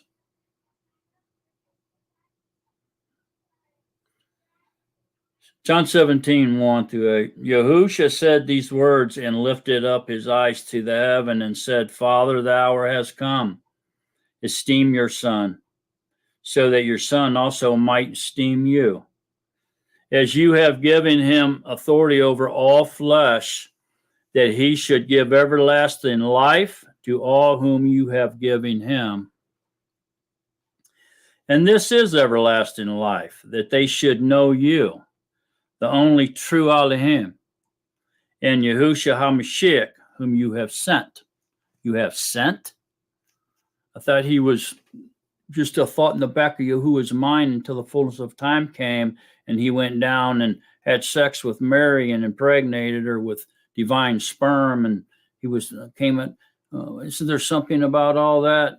What does the Catholics say?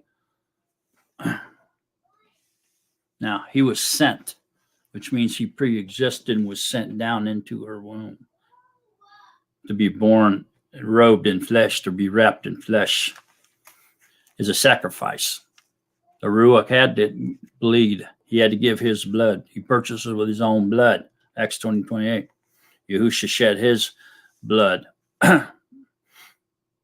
which means Yahushua has to be Yahuwah. Well, he is his body. He indwells it. But he doesn't give up his omnipotence in order to indwell him.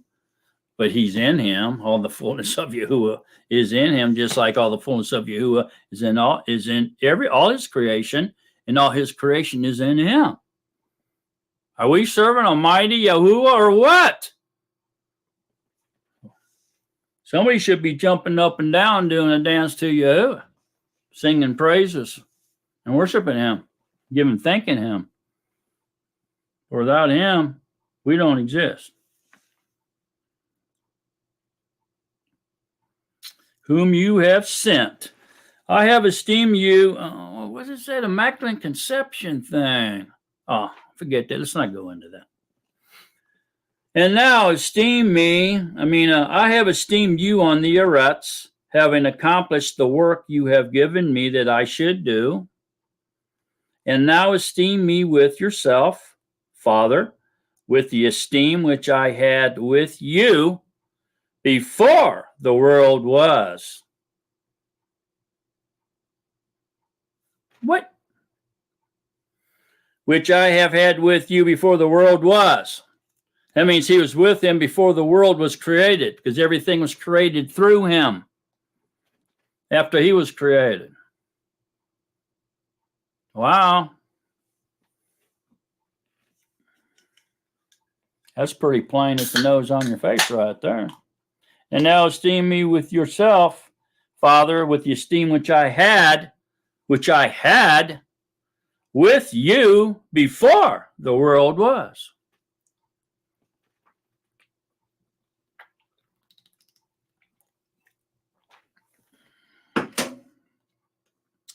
Look down here, jump down to 7. Now they have come to know that all you gave to me is from you. Because the words which you gave to me I have given to them, and they have received them, and have truly known that I came forth from you, and they believed that you sent me. Came forth from you. He created me. And now they believe that you sent me down here to appear to them as flesh.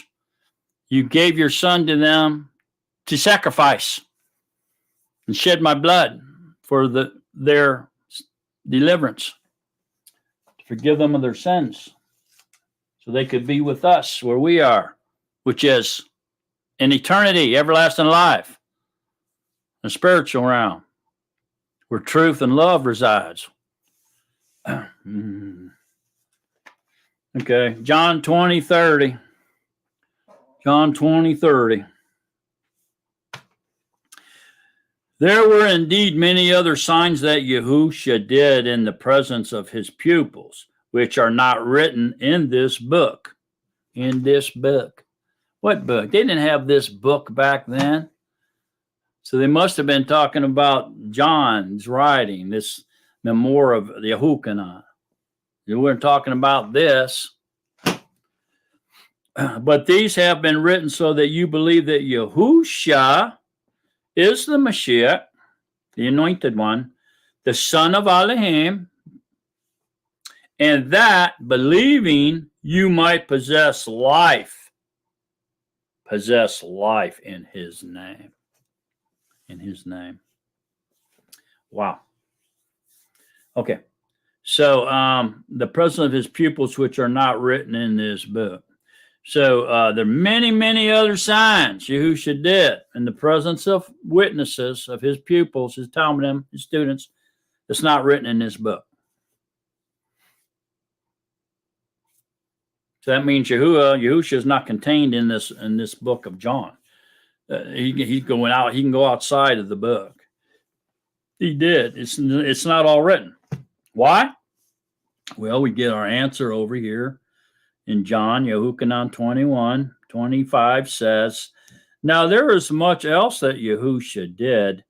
If every one of them were written down, I think that the whole world itself would not contain the written books. Amen? Well, there you go. He's did and said and did all these things that's can't even be written down at all. And so he lives outside of these covers. So stop trying to contain him. He's not in this and between these covers. The entire universe and all of creation, all the Shemayim and all that's in the Eretz is in him. Matter of fact, his creation ain't even filling him up. Say he's in the form of a man. Just say. Well, his creation, according to Yahudah tradition, is in the palm of his hand. So look how vast he is. His entire creation, the universe, past, present, future, time, space, everything is in just his palm of his hand. And the rest of him is still just Ruach and void of anything else. Ooh, what a mighty, humongous Elohim we serve.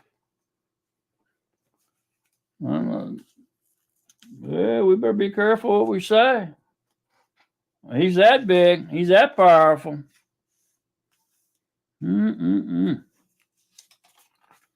All right. Check this out. Acts 3:15. Powerful stuff right here now. But you killed the author of life. What? But you killed the author of life, whom Elohim raised from the dead, of which we are witnesses. So the author of life is Yahushua. Everything was created through him. And Yahuwah did not die.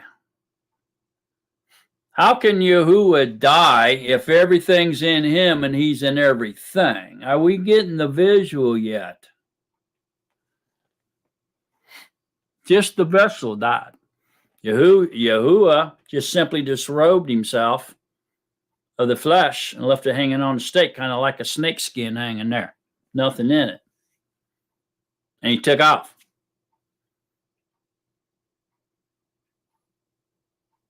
But he didn't take off anywhere, really. He was still there. He just wasn't giving life to that flesh anymore. You see that?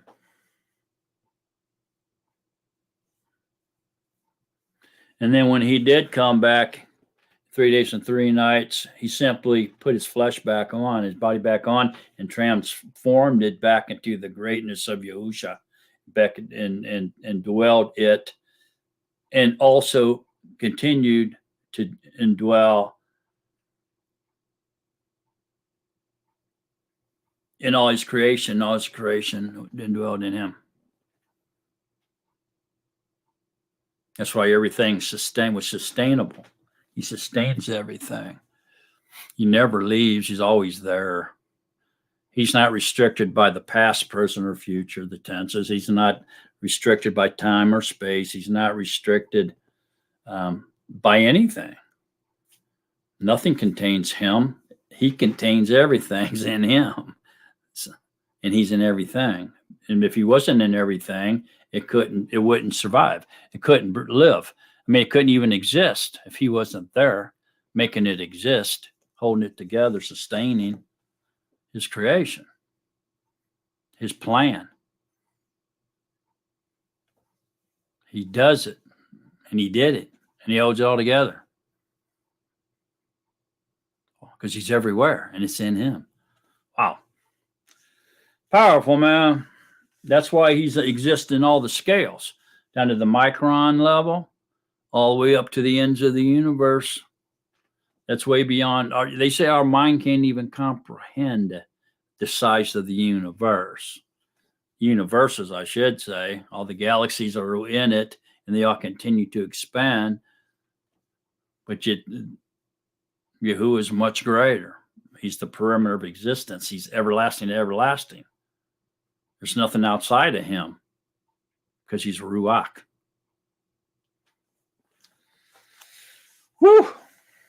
Okay.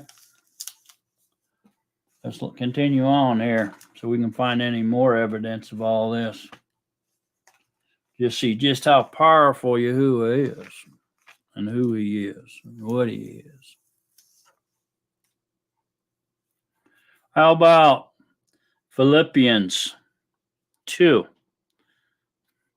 Philippians 2, starting in 5. For let this mind be in you, which was also in Mashiach, Yahushua, who, being the essence of Yahuwah, considered it not theft to be the same as Yahuwah, because Yahuwah indwelled him. He was in Yahuwah, and Yahuwah was in him fully, bodily, fully.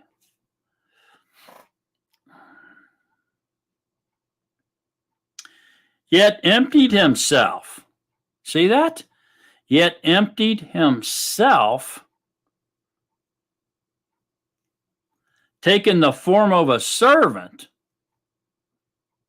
So this seems to, and came to be in the likeness of men. So likeness of men? Okay, so somebody's got something misconstrued here. Somebody's teaching falsehood, because they say that we're made in the likeness of him, but this is saying he came in the likeness of men. This is interesting, right? Okay, so yet emptied himself of what? Of his creations. He took everything out of him that was in him. So this insinuates that in his natural form, Yahushua, okay, who is, everything was made through him, is Yahuwah's perimeter, perhaps? Did he create him to house his perimeter in the fullness of bodily form, his spiritual body? And he emptied his creation, came down, was sent to be born as a man in the flesh, to shed the Ruach's blood, yet emptied himself. Ooh. Don't forget, he is Yahuwah in bodily form. As a theophany, yeah, a vision, but he's not temporary, though. He can be, but he's also permanent. When we're talking about Yahushua now, don't forget, Yahushua was in all those manifestations. He was in them. He clearly says that Yahushua was in the burning bush. It clearly says that, but nobody ever knows it. Or they just make these portraits of a burning bush, but they don't have an image of a man there, which would have been Yahushua. He emptied himself, man. I'll leave that to your imagination. Taking the form of a servant, which was a man, took the form of the man, and came to be in the likeness of man, in the flesh, with blood, veins and arteries.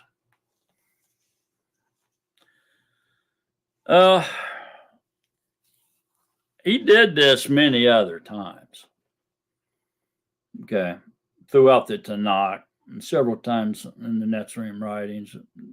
It could be arguable, but I think he did. But the thing I'm trying to say here is that he came in this form of a man many times in the Tanakh, not just this time. But this time, he stuck around as a sacrifice, as the Lamb of Yahuwah, to shed the Ruach's blood. So he emptied himself, came down into the flesh, born through the womb of a woman, walked the earth as flesh, in a tent, in a vessel of flesh like we are, that contained blood, life-giving blood, and then shed it for the remission of sins. Wow, what a powerful Elohim we serve. Wrap your head around that one time.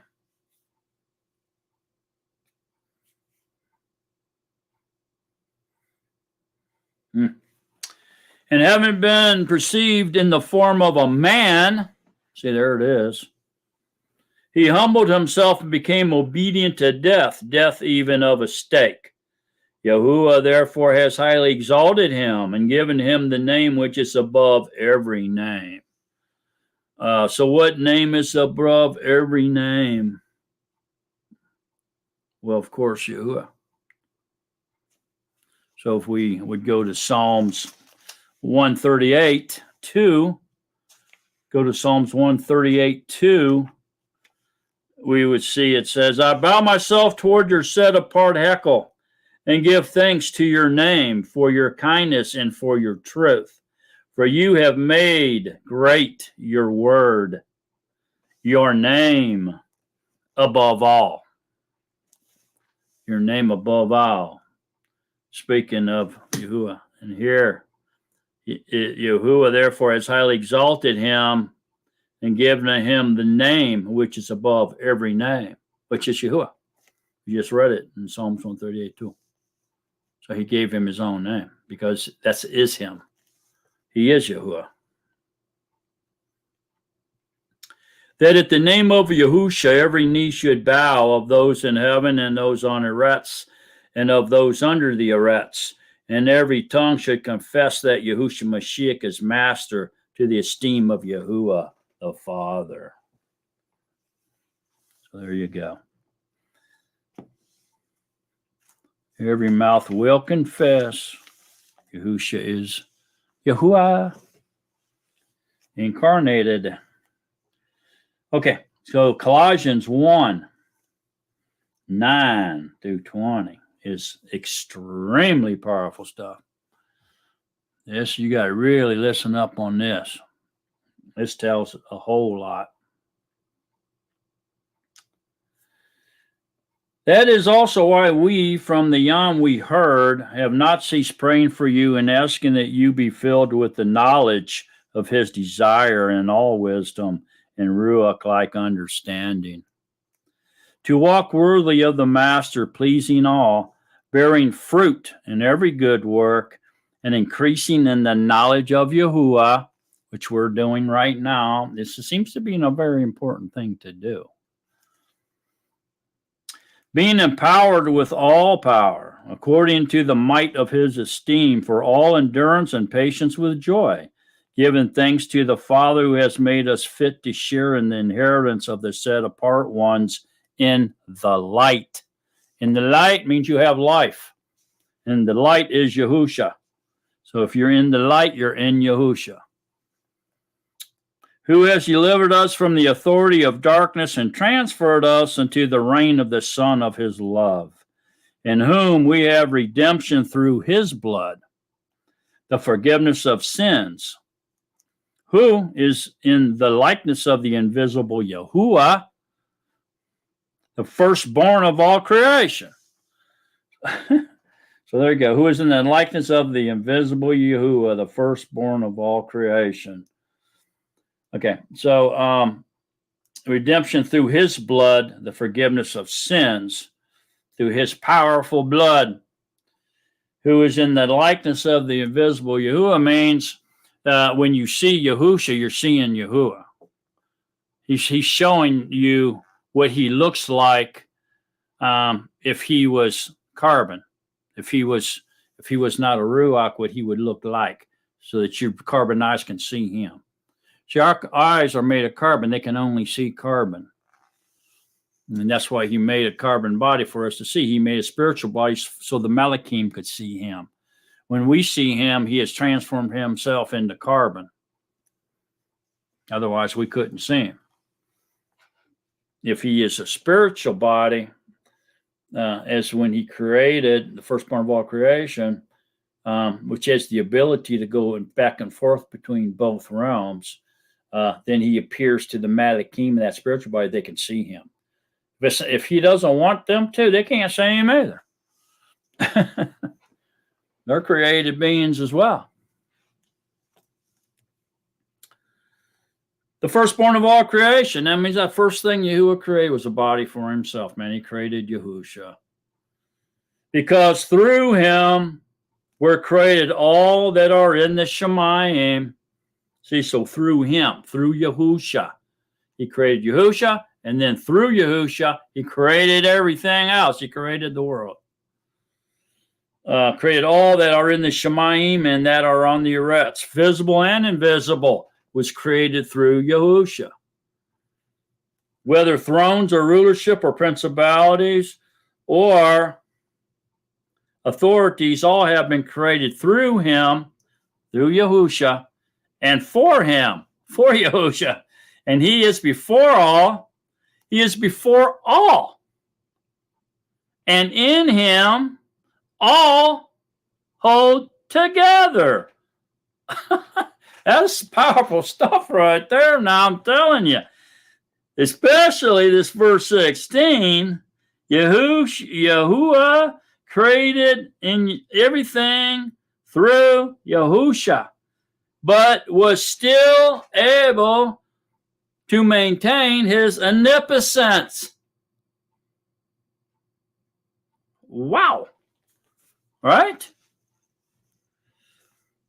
And he is before all, and in him all hold together. Whew. And he is the head of the body, the assembly, who is the beginning, the firstborn from the dead, that he might become the one who was first in all. First in all. Because in him all the fullness was well pleased to dwell.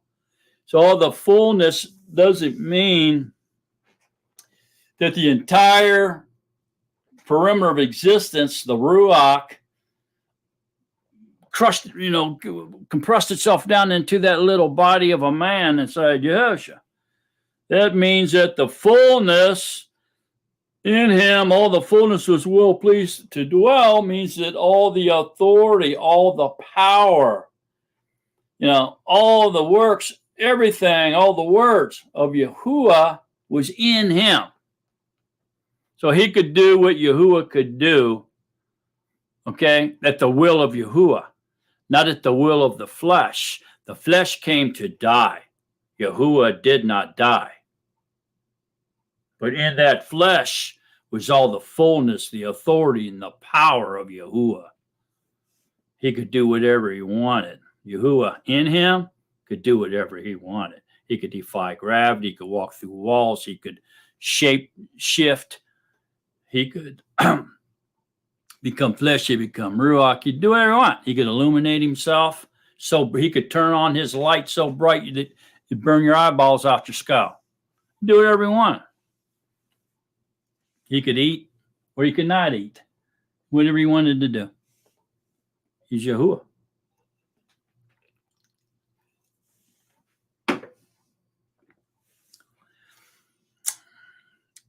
And through him to completely restore the favor all to himself, whether on the Eretz or in the Shemayim, having made peace through the blood of the stake.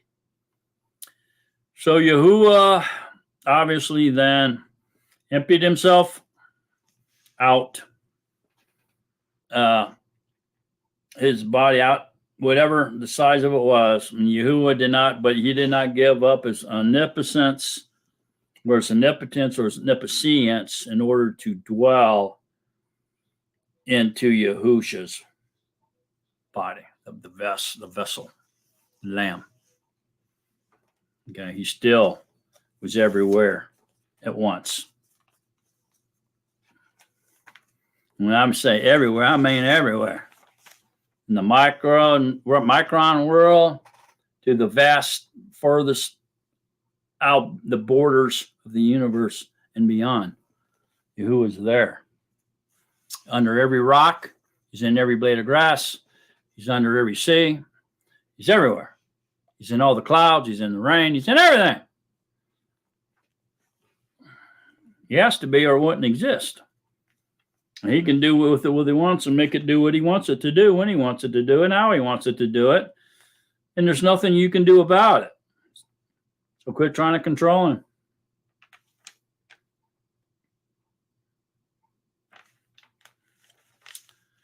So Hebrew 4:11 and 12 says, let us therefore do our utmost to enter into that rest.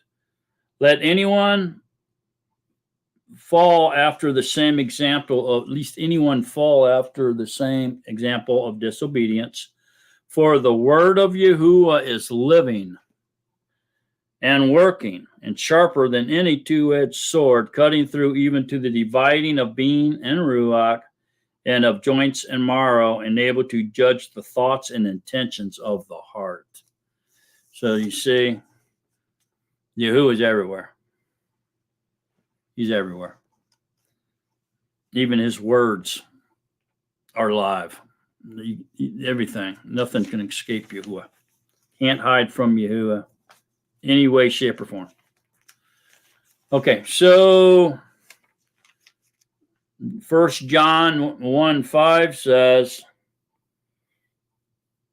and this is the message which we have heard from him and announced to you, that Yahuwah is light, and in him is no darkness at all. He is light. There's no darkness. That means there's no death in him. He's light. He's life. He's the only one that possesses everlasting life. He has to share it with you for you to receive it. You can't receive it on your own. He has to give you favor, show you favor, and give you his part of his everlasting life for you to receive it. There's no darkness in him. Darkness is death. It is non-existence. Light is existence. It means something's there. Something's real. It's alive. It's able to comprehend and consider things and think and talk and smell and hear, touch, things like that. Okay. So it announced to you that Yahuwah is light, and in him is no darkness at all. We know that Yahushua is light. All right. And he's the life of men. He gives the light unto man, which means he gives you everlasting life through him. Okay. If you don't have, if you find yourself and there's no light around you, then you're in the abyss. You're dead. You don't exist. You're non-existent. Okay, so 1 John 4:18 says,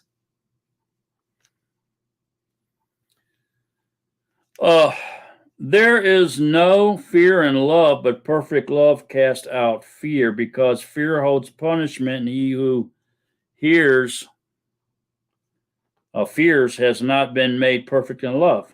We love him because he first loved us. If someone says, I love Yahuwah, and hates his brother, he is a liar. For the one not loving his brother whom he has seen, how is he able to love Yahuwah whom he has not seen? So there you go. No one has seen Yahuwah. Yahuwah is love. How can you say that you love Yahuwah, but you can't even see him, and then hate what you can see? Makes no sense. So Yahuwah's not buying. You're not buying into that. Go to up to 4:8. So 4:8 says, the one who does not love does not know Yahuwah, for Yahuwah is love. So love is light, obviously. You know, love gives life, man. Love is light shining on you and giving you light. Giving you life. So love is who Yahuwah is. So love must be light as well. You see what I'm saying?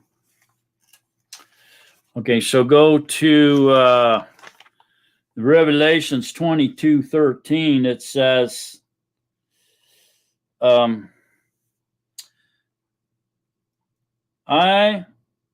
am the Aleph and the Tau, the beginning and the end, the first and the last. Okay, so this is saying here then that Yahuwah is everything and anything he wants to be, and anywhere he wants to be, that's where he is. He's everywhere. So there's nowhere he's not. So he's everywhere he wants to be, and that's everywhere. And he's anything he wants to be, which is everything.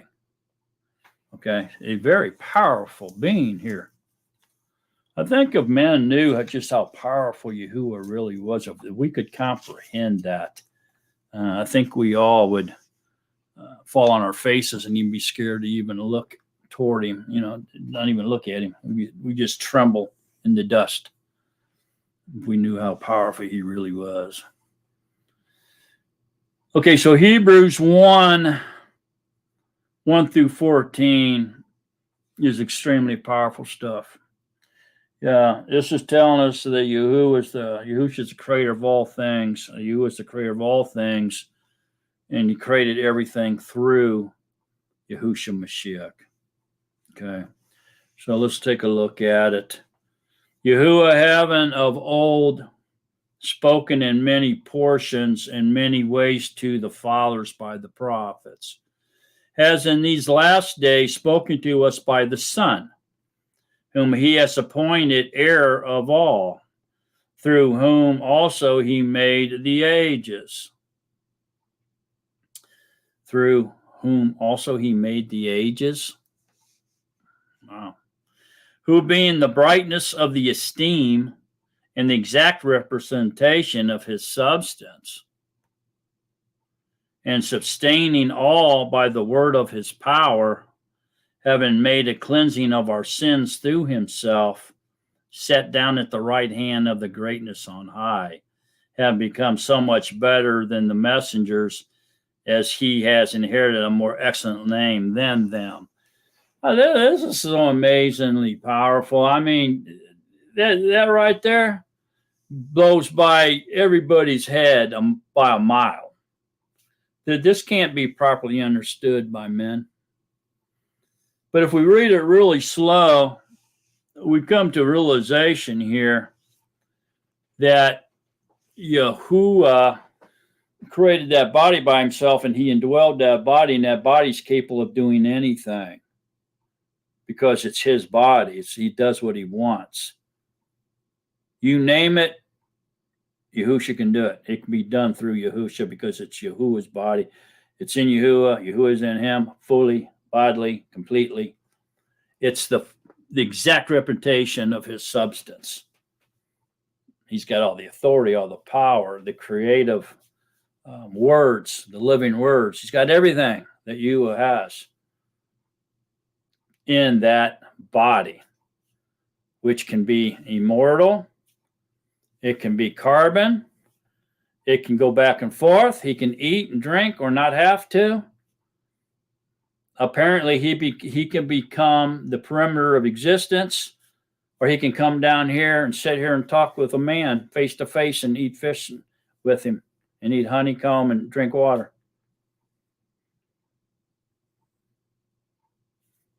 And still be everywhere at the same time. Not just trapped in that body, but everywhere. Even in the fish he's eating. He's even in the fish and in the water that you're drinking. Everywhere. He's everything. It can't be there without him. He's the only one that possesses life, man. It's amazing when you think about that, but it's a deep, deep, deep thing. For to which the messenger did he ever say, "You are my son, today I have brought you forth. And again, I shall be to him a father, and he shall be to me a son." And when he again brings the firstborn into the world, and when he again brings the firstborn into the world, he says, "Let all the messengers of Yahuwah do reference to him." Brings the firstborn of what into the world? Again, the firstborn of all creation.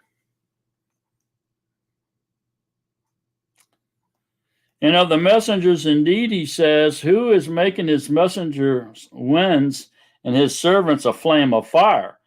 But to the Son, he says, your throne, Yahuwah. Huh?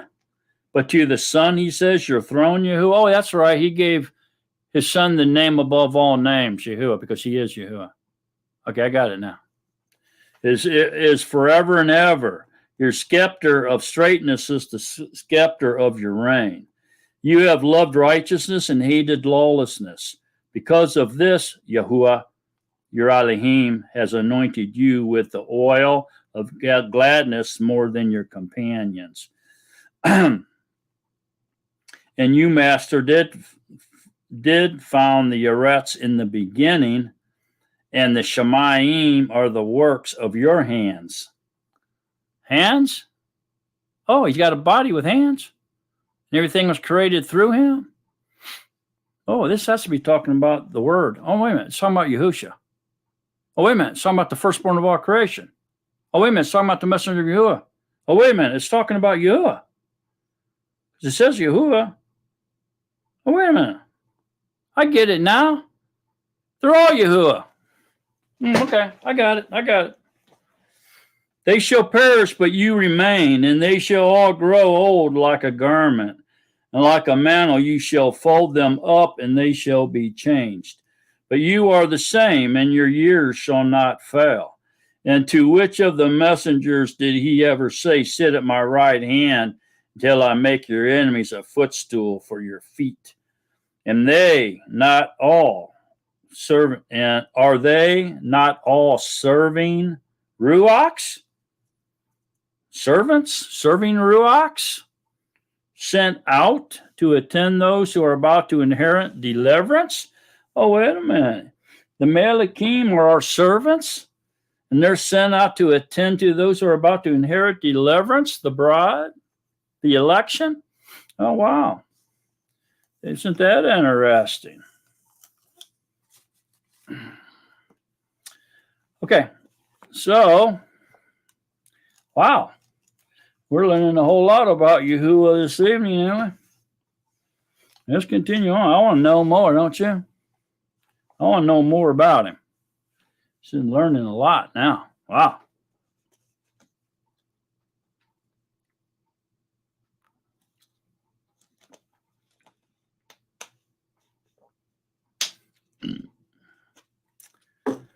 Okay.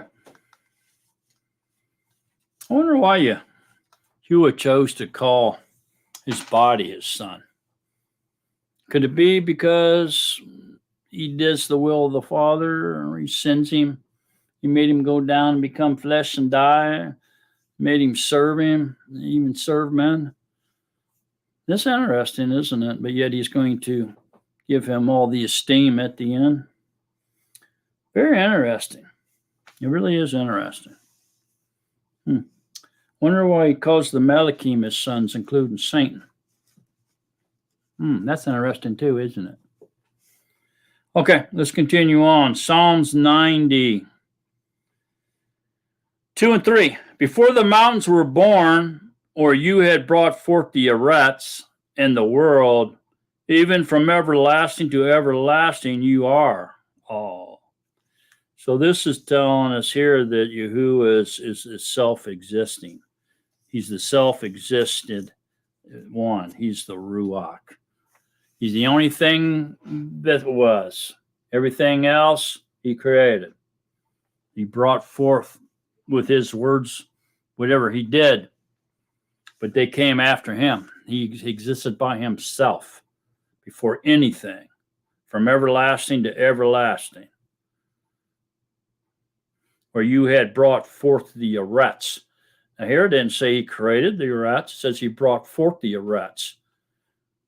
So does that mean if he says he brought forth Yahuwah, that this is the same wording, Hebraic type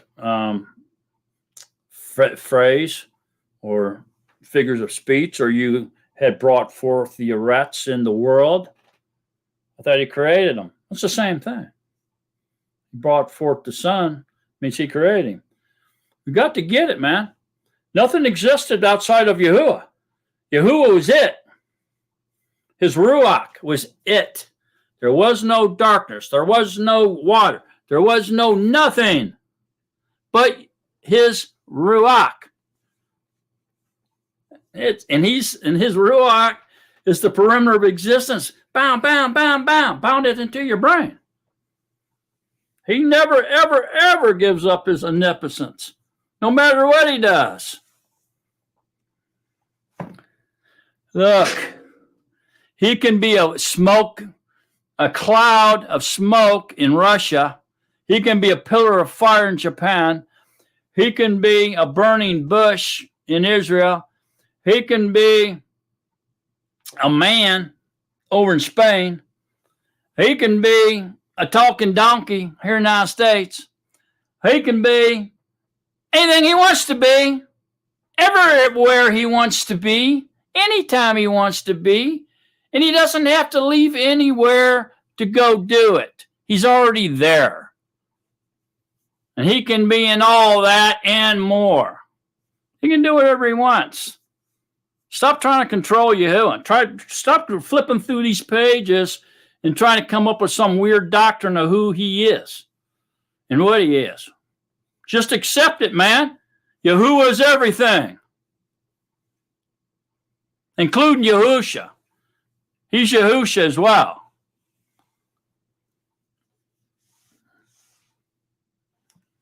I don't know why you keep trying to fight with him and wrestle with him and struggle with him. You know what happened to Jacob when he did that, don't you? He got a name change and he never walked the same for the rest of his life. He always walked with a limp for wrestling with Yahuwah. We're like little Jacob, so we're not trying to wrestle with Yahuwah all the time, trying to prove Yahuwah wrong. Well, that can't mean that. Oh, Yahuwah can't do that. Yahuwah's not that. That's not Yahuwah. This is not Yahushua. This is that, and this is that, and this is this, and this is that. Instead of just accepting the facts that Yahuwah is everywhere at once, he's all-powerful, and he's all-knowing. There's nothing you can do about it. So stop trying to wrestle with Yahuwah. You're going to get yourself hurt. You'll be walking in it with a limp. You'll never walk the same. You keep fooling with Yahuwah.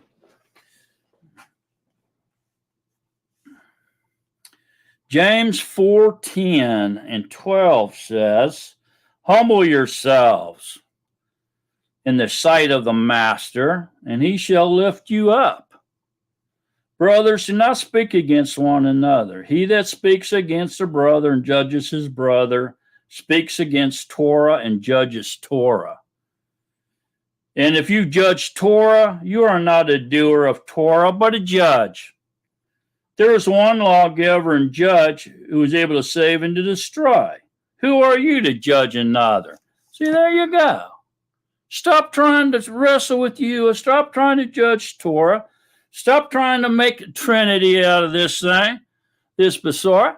Stop trying to create a rapture. Stop spreading lies and hypocrisy. Stop teaching or preaching or proclaiming the doctrine of demons. Just believe what Yahuwah says. Why can't you just believe it? When Yahuwah says, when Yahushua says, when you've seen me, you've seen the Father. Now you know him and you have seen him. Why don't you just say that? Okay, I'm convinced. Yahushua's definitely Yahuwah incarnate. I'm not going to question anything else. I ain't running around looking for verses to prove Yahushua's a liar. Why don't you just do that? Maybe he'll come to you and say, okay, good and faithful servant. Now that you believe me and trust me, we're going places. Gird your loins. Let's get moving. I got work for you to do. But until you continue to battle him and try to come up with verses to prove him a liar, he's probably sat back there going, I'm just going to have to give him a whooping again. That boy just don't learn. I'm just going to have to whip him. Why don't you just believe what he says? That's what I want to know. Okay, so Romans 11:12. Romans 11:12. Whew. Oh, man, we can get deep on this. Let's go, let me see. I'm just going to, let's go to just over here to 32. I'm going to skip over to 32. I don't want to read all that. Okay, so we'll go to Romans 11:32 through 36. For Yahuwah has shut them all up to disobedience in order to have compassion on all. Oh, the depth of riches and wisdom and knowledge of Yahuwah! How unsearchable his judgments and untraceable his ways. For who has known the mind of Yahuwah? Or who has become his counselor? Or who first gave to him, and it shall be given back to him? because of him and through him and to him are all, to whom be esteemed forever. Amen. Yahushua is Yahuwah. There's no doubt about it.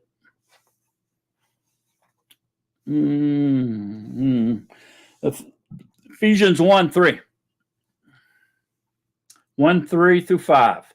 Blessed be the Yahuwah and Father of our Master Yahushua Mashiach, who has blessed us with every Ruach-like blessing in the heavenlies in Mashiach, even as he chose us in him. Chose us in him? Before the foundation of the world, that we should be Kadesh and blameless before him in love, having previously established us to adoption as sons through Yahushua Mashiach to himself, according to the good pleasure of his desire. So everything is in him. He chose us in him to live in him for eternity, before the foundations of the world, that we should be Kadesh and blameless before him in love, having previously established us to adoption as sons through Yahushua Mashiach to himself. So what's all that mean? Blessed be the Yahuwah and Father of our Master Yahushua Mashiach. Well, isn't he also our Yahuwah and our Father and our Master Yahushua Mashiach? Yeah, there it is.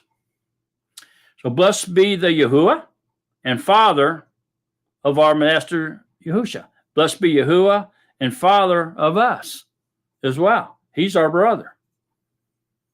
So is that weird that he says that that the Mashiach, Yahushua Mashiach, is his son? I mean, doesn't he say the same thing about us? Is that so weird? Because he says we're his son? We're not Yahushua's brothers? Isn't he the firstborn of many brothers? I'm pretty sure Scripture says that. Firstborn of the dead of many brothers. He had to become like us in order to be our everything. Had to. If he didn't, he couldn't have shed his blood. He had to have blood to shed. He's Ruach, so he had no blood. But when he made a body for himself and he became flesh and dwelled that flesh, his blood was in everything about that body was him. Even the blood, everything was perfect. And through that perfection, we can be forgiven for all our many sins because of him becoming flesh and living and sharing his perfection with us. And so our righteousness is his righteousness, so that Yahuwah remembers our sins no more, because all that he sees is the righteousness of Yahuwah, the perfect man, really the first man, the firstborn of all creation. He became like us so he could deliver us and help us. Maybe that's the way to say it, lacking any other words. Okay, so here's Ephesians 3:9. It says clearly, let's just go to 8 and 9. And it clearly says that everything was created through Mashiach. So it says, to me, the very least of all the set apart ones, this is Paul speaking, this favor was given to bring the Besorah of the unsearchable riches of Mashiach among the nations, and to make all see how this secret is administered, which for ages past has been hidden in Yahuwah, who created all through Yahushua Mashiach. So there it is. He created all through Yahushua.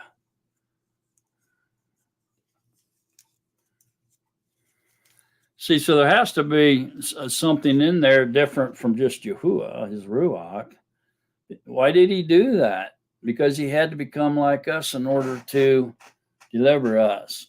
He knew we were going to fall.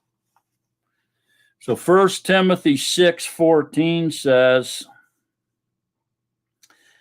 I charge you that you guard the command spotlessly, blamelessly, until the appearing of our Master Yahushua Mashiach, which in his own seasons he shall reveal, the blessed and only ruler, the sovereign of sovereigns and master of masters, who alone has immortality, dwelling in unapproachable light, whom no one has seen or is able to see, to whom be respect and everlasting might. Amen. Wow. So here it seems that we're learning here that the firstborn of all creation not only is the body of Yahuwah and the word of Yahuwah, it seems it's also saying that it's hinting to us that he wanted his creatures all to be able to see him. If it was his will for them to see him, he wanted them to be able to see him. So Yahuwah, who is Ruach and cannot be seen as invisible, made a body of light to dwell in, which seems that he can dim it way down and he can dim it way up, and make it illuminate and so bright that you can't look at it, brighter than the sun. So this is amazing. So he made a body of light to dwell in, which he can transform or reveal or manifest it in any way, shape, or form that Yahuwah chooses to do so.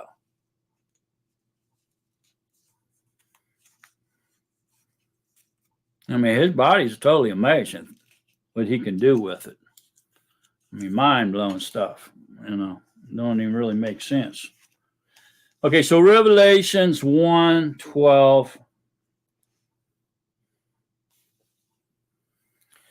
through 16 says, and I turned to see the voice which spoke to me and having turned, I saw 7 lampstands. They used the midst of the 7 lampstands. One's like the son of Adam, dressed in a robe down to his feet and girded about chest with golden band.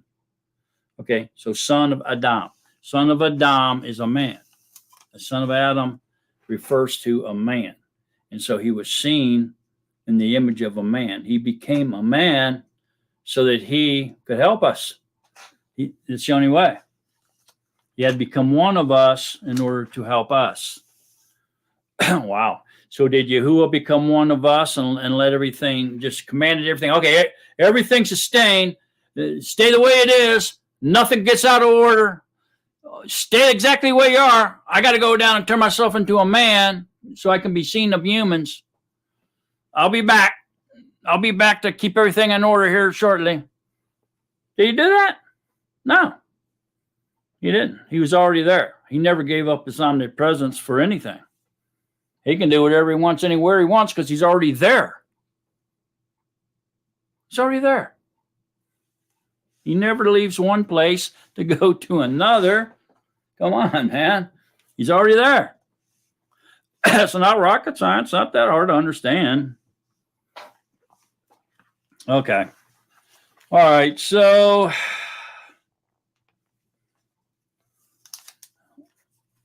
getting close to wrapping this thing up here. Let's look here at Isaiah 43:7. Let's just look at a few passages to help us understand why Yahuwah created. Why did Yahuwah choose to create? And why? Now here's a question for you. Maybe y'all can do this research on your own. Why did Yahuwah decide to create a temporary creation? Why did he only give us 6,000 years plus 1,000 years of rest, and then he would destroy everything? Why y'all think he did that? This ain't talking about declaring the beginning from the end, or the end from the beginning, isn't talking about of Yahuwah. Yahuwah is everlasting, everlasting, which means he's always has been, he always will be. It's just impossible to destroy Yahuwah. Everything lives in Yahuwah, and Yahuwah lives in everything. He's the perimeter of existence. There's nothing outside of him. He can't be destroyed. Can you try to imagine the vastness of Yahuwah? Especially if all of his creation is only in the palm of his hand? I mean, think about it. So why did Yahuwah create? So Isaiah 43:7 says,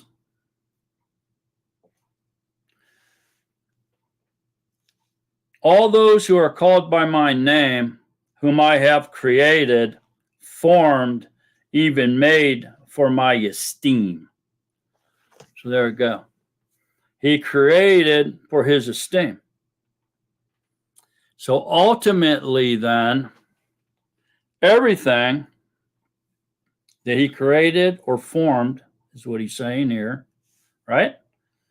Everything that who are called by my name, who have created, formed, or even made, it's all for my esteem.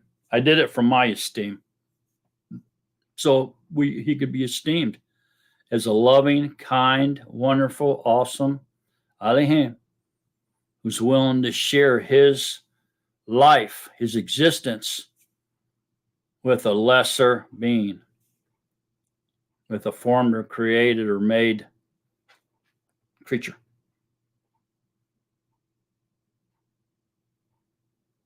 So ultimately, everything's made for Yahuwah's esteem. That's why he chose to create. You don't like that? Go talk to Yahuwah about it. I can't help you. Okay, so let's look here at Isaiah 46:10. Isaiah 46:10 says, remember the former events of old, for I am all, and there is no one else. Elohim, and there is no one like me, declaring the end from the beginning, and from of old that which has not yet been done, saying, my counsel does stand, and all my delight I do.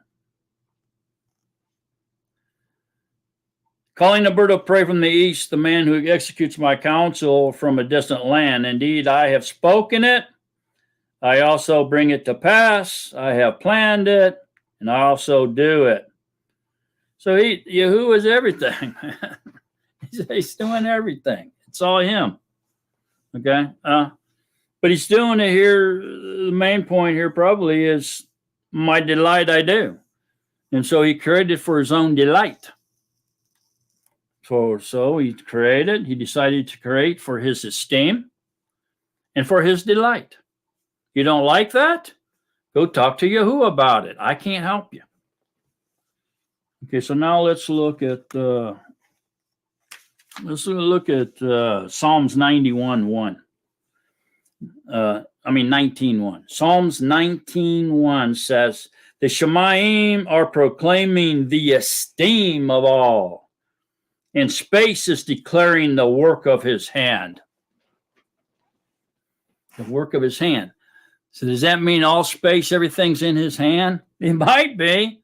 Maybe it does imply that.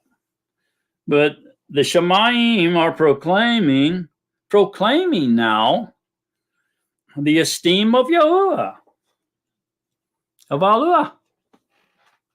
Elohim. So there you go. And this space is declaring the work of his hand. So it's for his esteem. Even the Shemaim is proclaiming the esteem of Yahuwah. So he created for his esteem and for his delight. Very clear.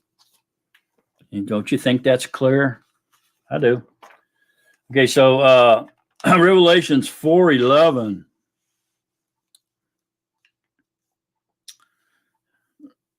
4:11 says, You are worthy, Yahuwah.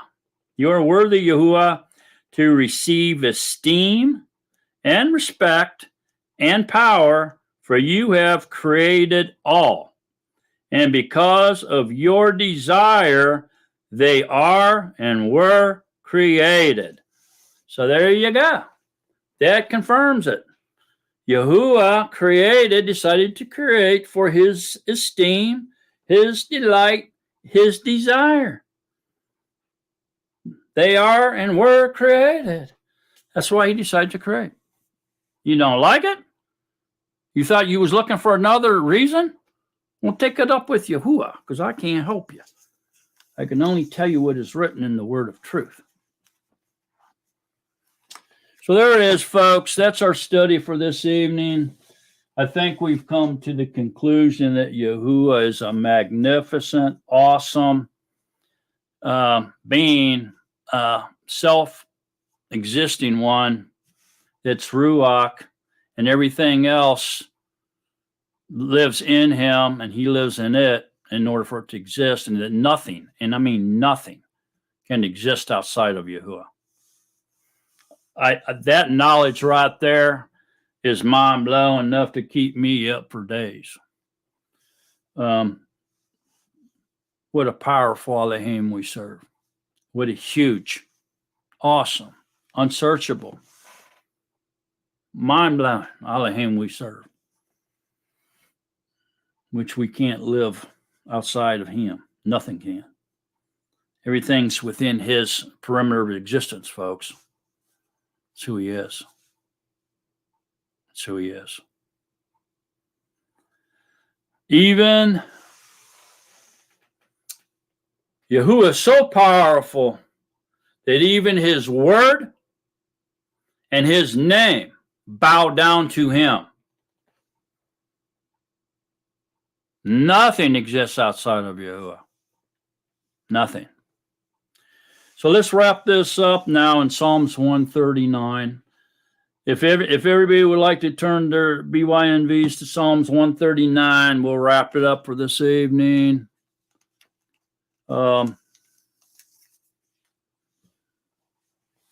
Here's a very powerful Psalms. Most of us are familiar with this one. But wow. This is a psalm that everybody should take time to read over many times and research it and study it, because it contains lots and lots of powerful knowledge of Yahuwah. And it reads like this. O Yahuwah, you have searched me and know me. You know my sitting down and my rising up. You understand my thought from afar. You sift my path and my lying down, and know well all my ways. For there is not a word on my tongue, but see, O Yahuwah, you know it all. You have closed me in, behind and before, and laid your hand upon me. Knowledge too wonderful for me. It is high. I am unable to reach it. Where would I go from your Ruach? You ain't going nowhere away from Yahuwah's Ruach. Or where would I flee from your face?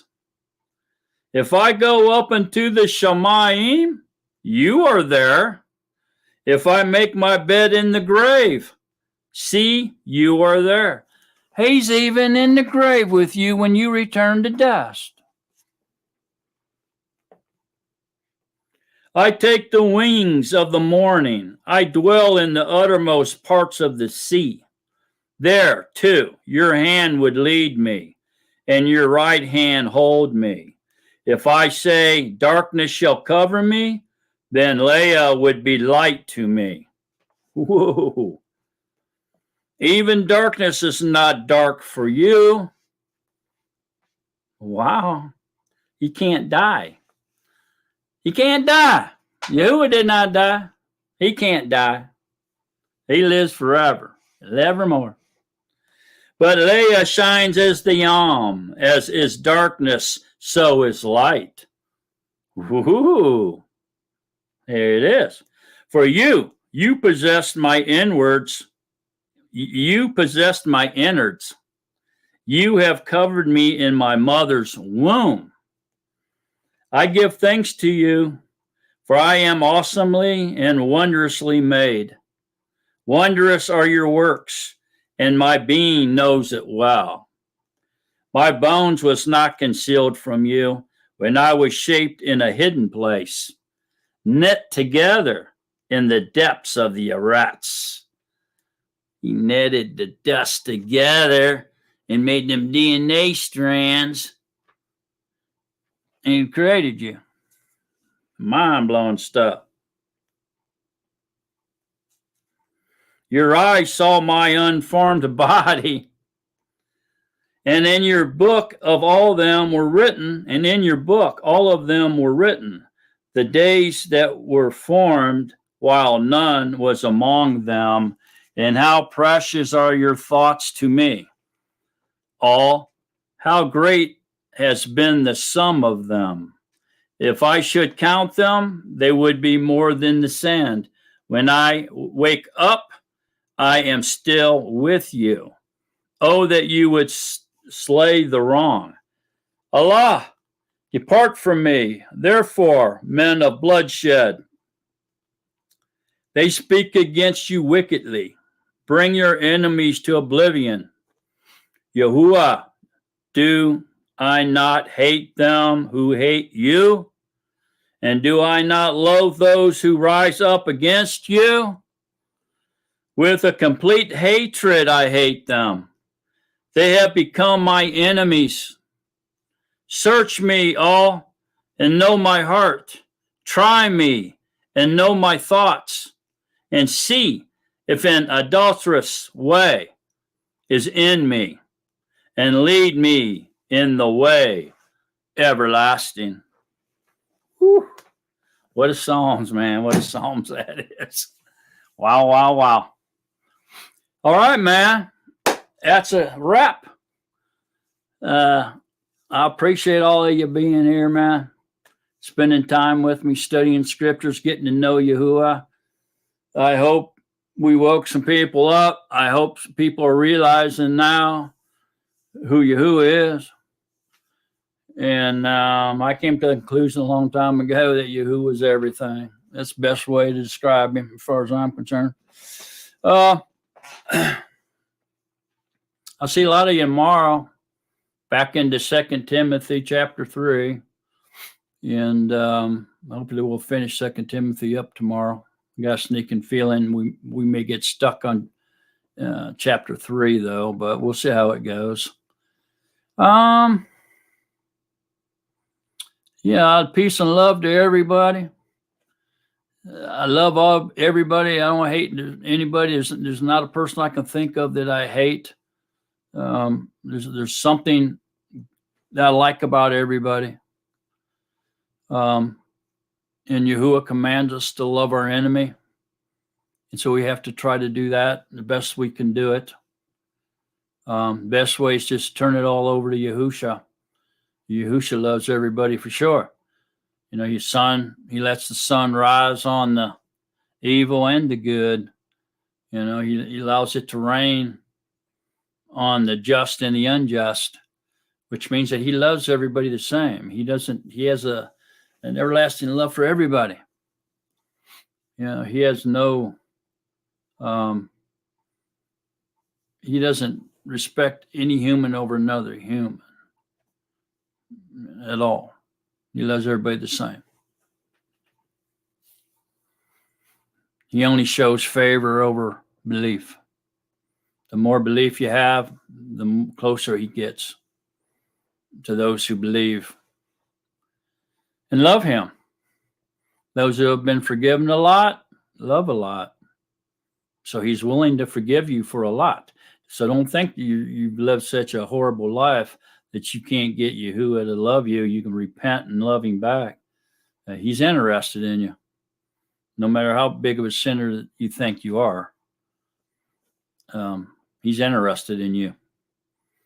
And he would love nothing better than to recounsel with you and marry you. That's how much he loves you. So don't turn your back on him, because he ain't turning his back on you. He's continually searching for you. He's waiting for you to come back home. He's willing to forgive all your sins, all your filthy sins and stuff that you were doing out in the world, all that whoring you're doing, all that drugs, all that drinking, all that filthiness, that filthy lifestyle. He's willing to forgive everything and not even speak a word of it, not even bring it up, not mention nothing. If you just come back and obey him and be a trustworthy and loyal wife to him. He won't even bring up the smallest sin. Not one speck will he bring up. He'll make you clean and white as snow and treat you that with dignity and respect, just like you were a virgin and never did anything wrong. That's how much he loves you. So seek him out. He's waiting for you. He's calling for you. He's waiting for you to come home. He's a devoted, loving, loyal husband, and he waits for you. So go back home to him. Go home, lost sheep. All right, y'all. I appreciate y'all. Love to everybody. See a lot of you tomorrow. And remember to stay in love with Yahushua HaMashiach. So long, Natzarim, beloved of Yahuwah. So long, everybody. See you next week. Thanks for being here.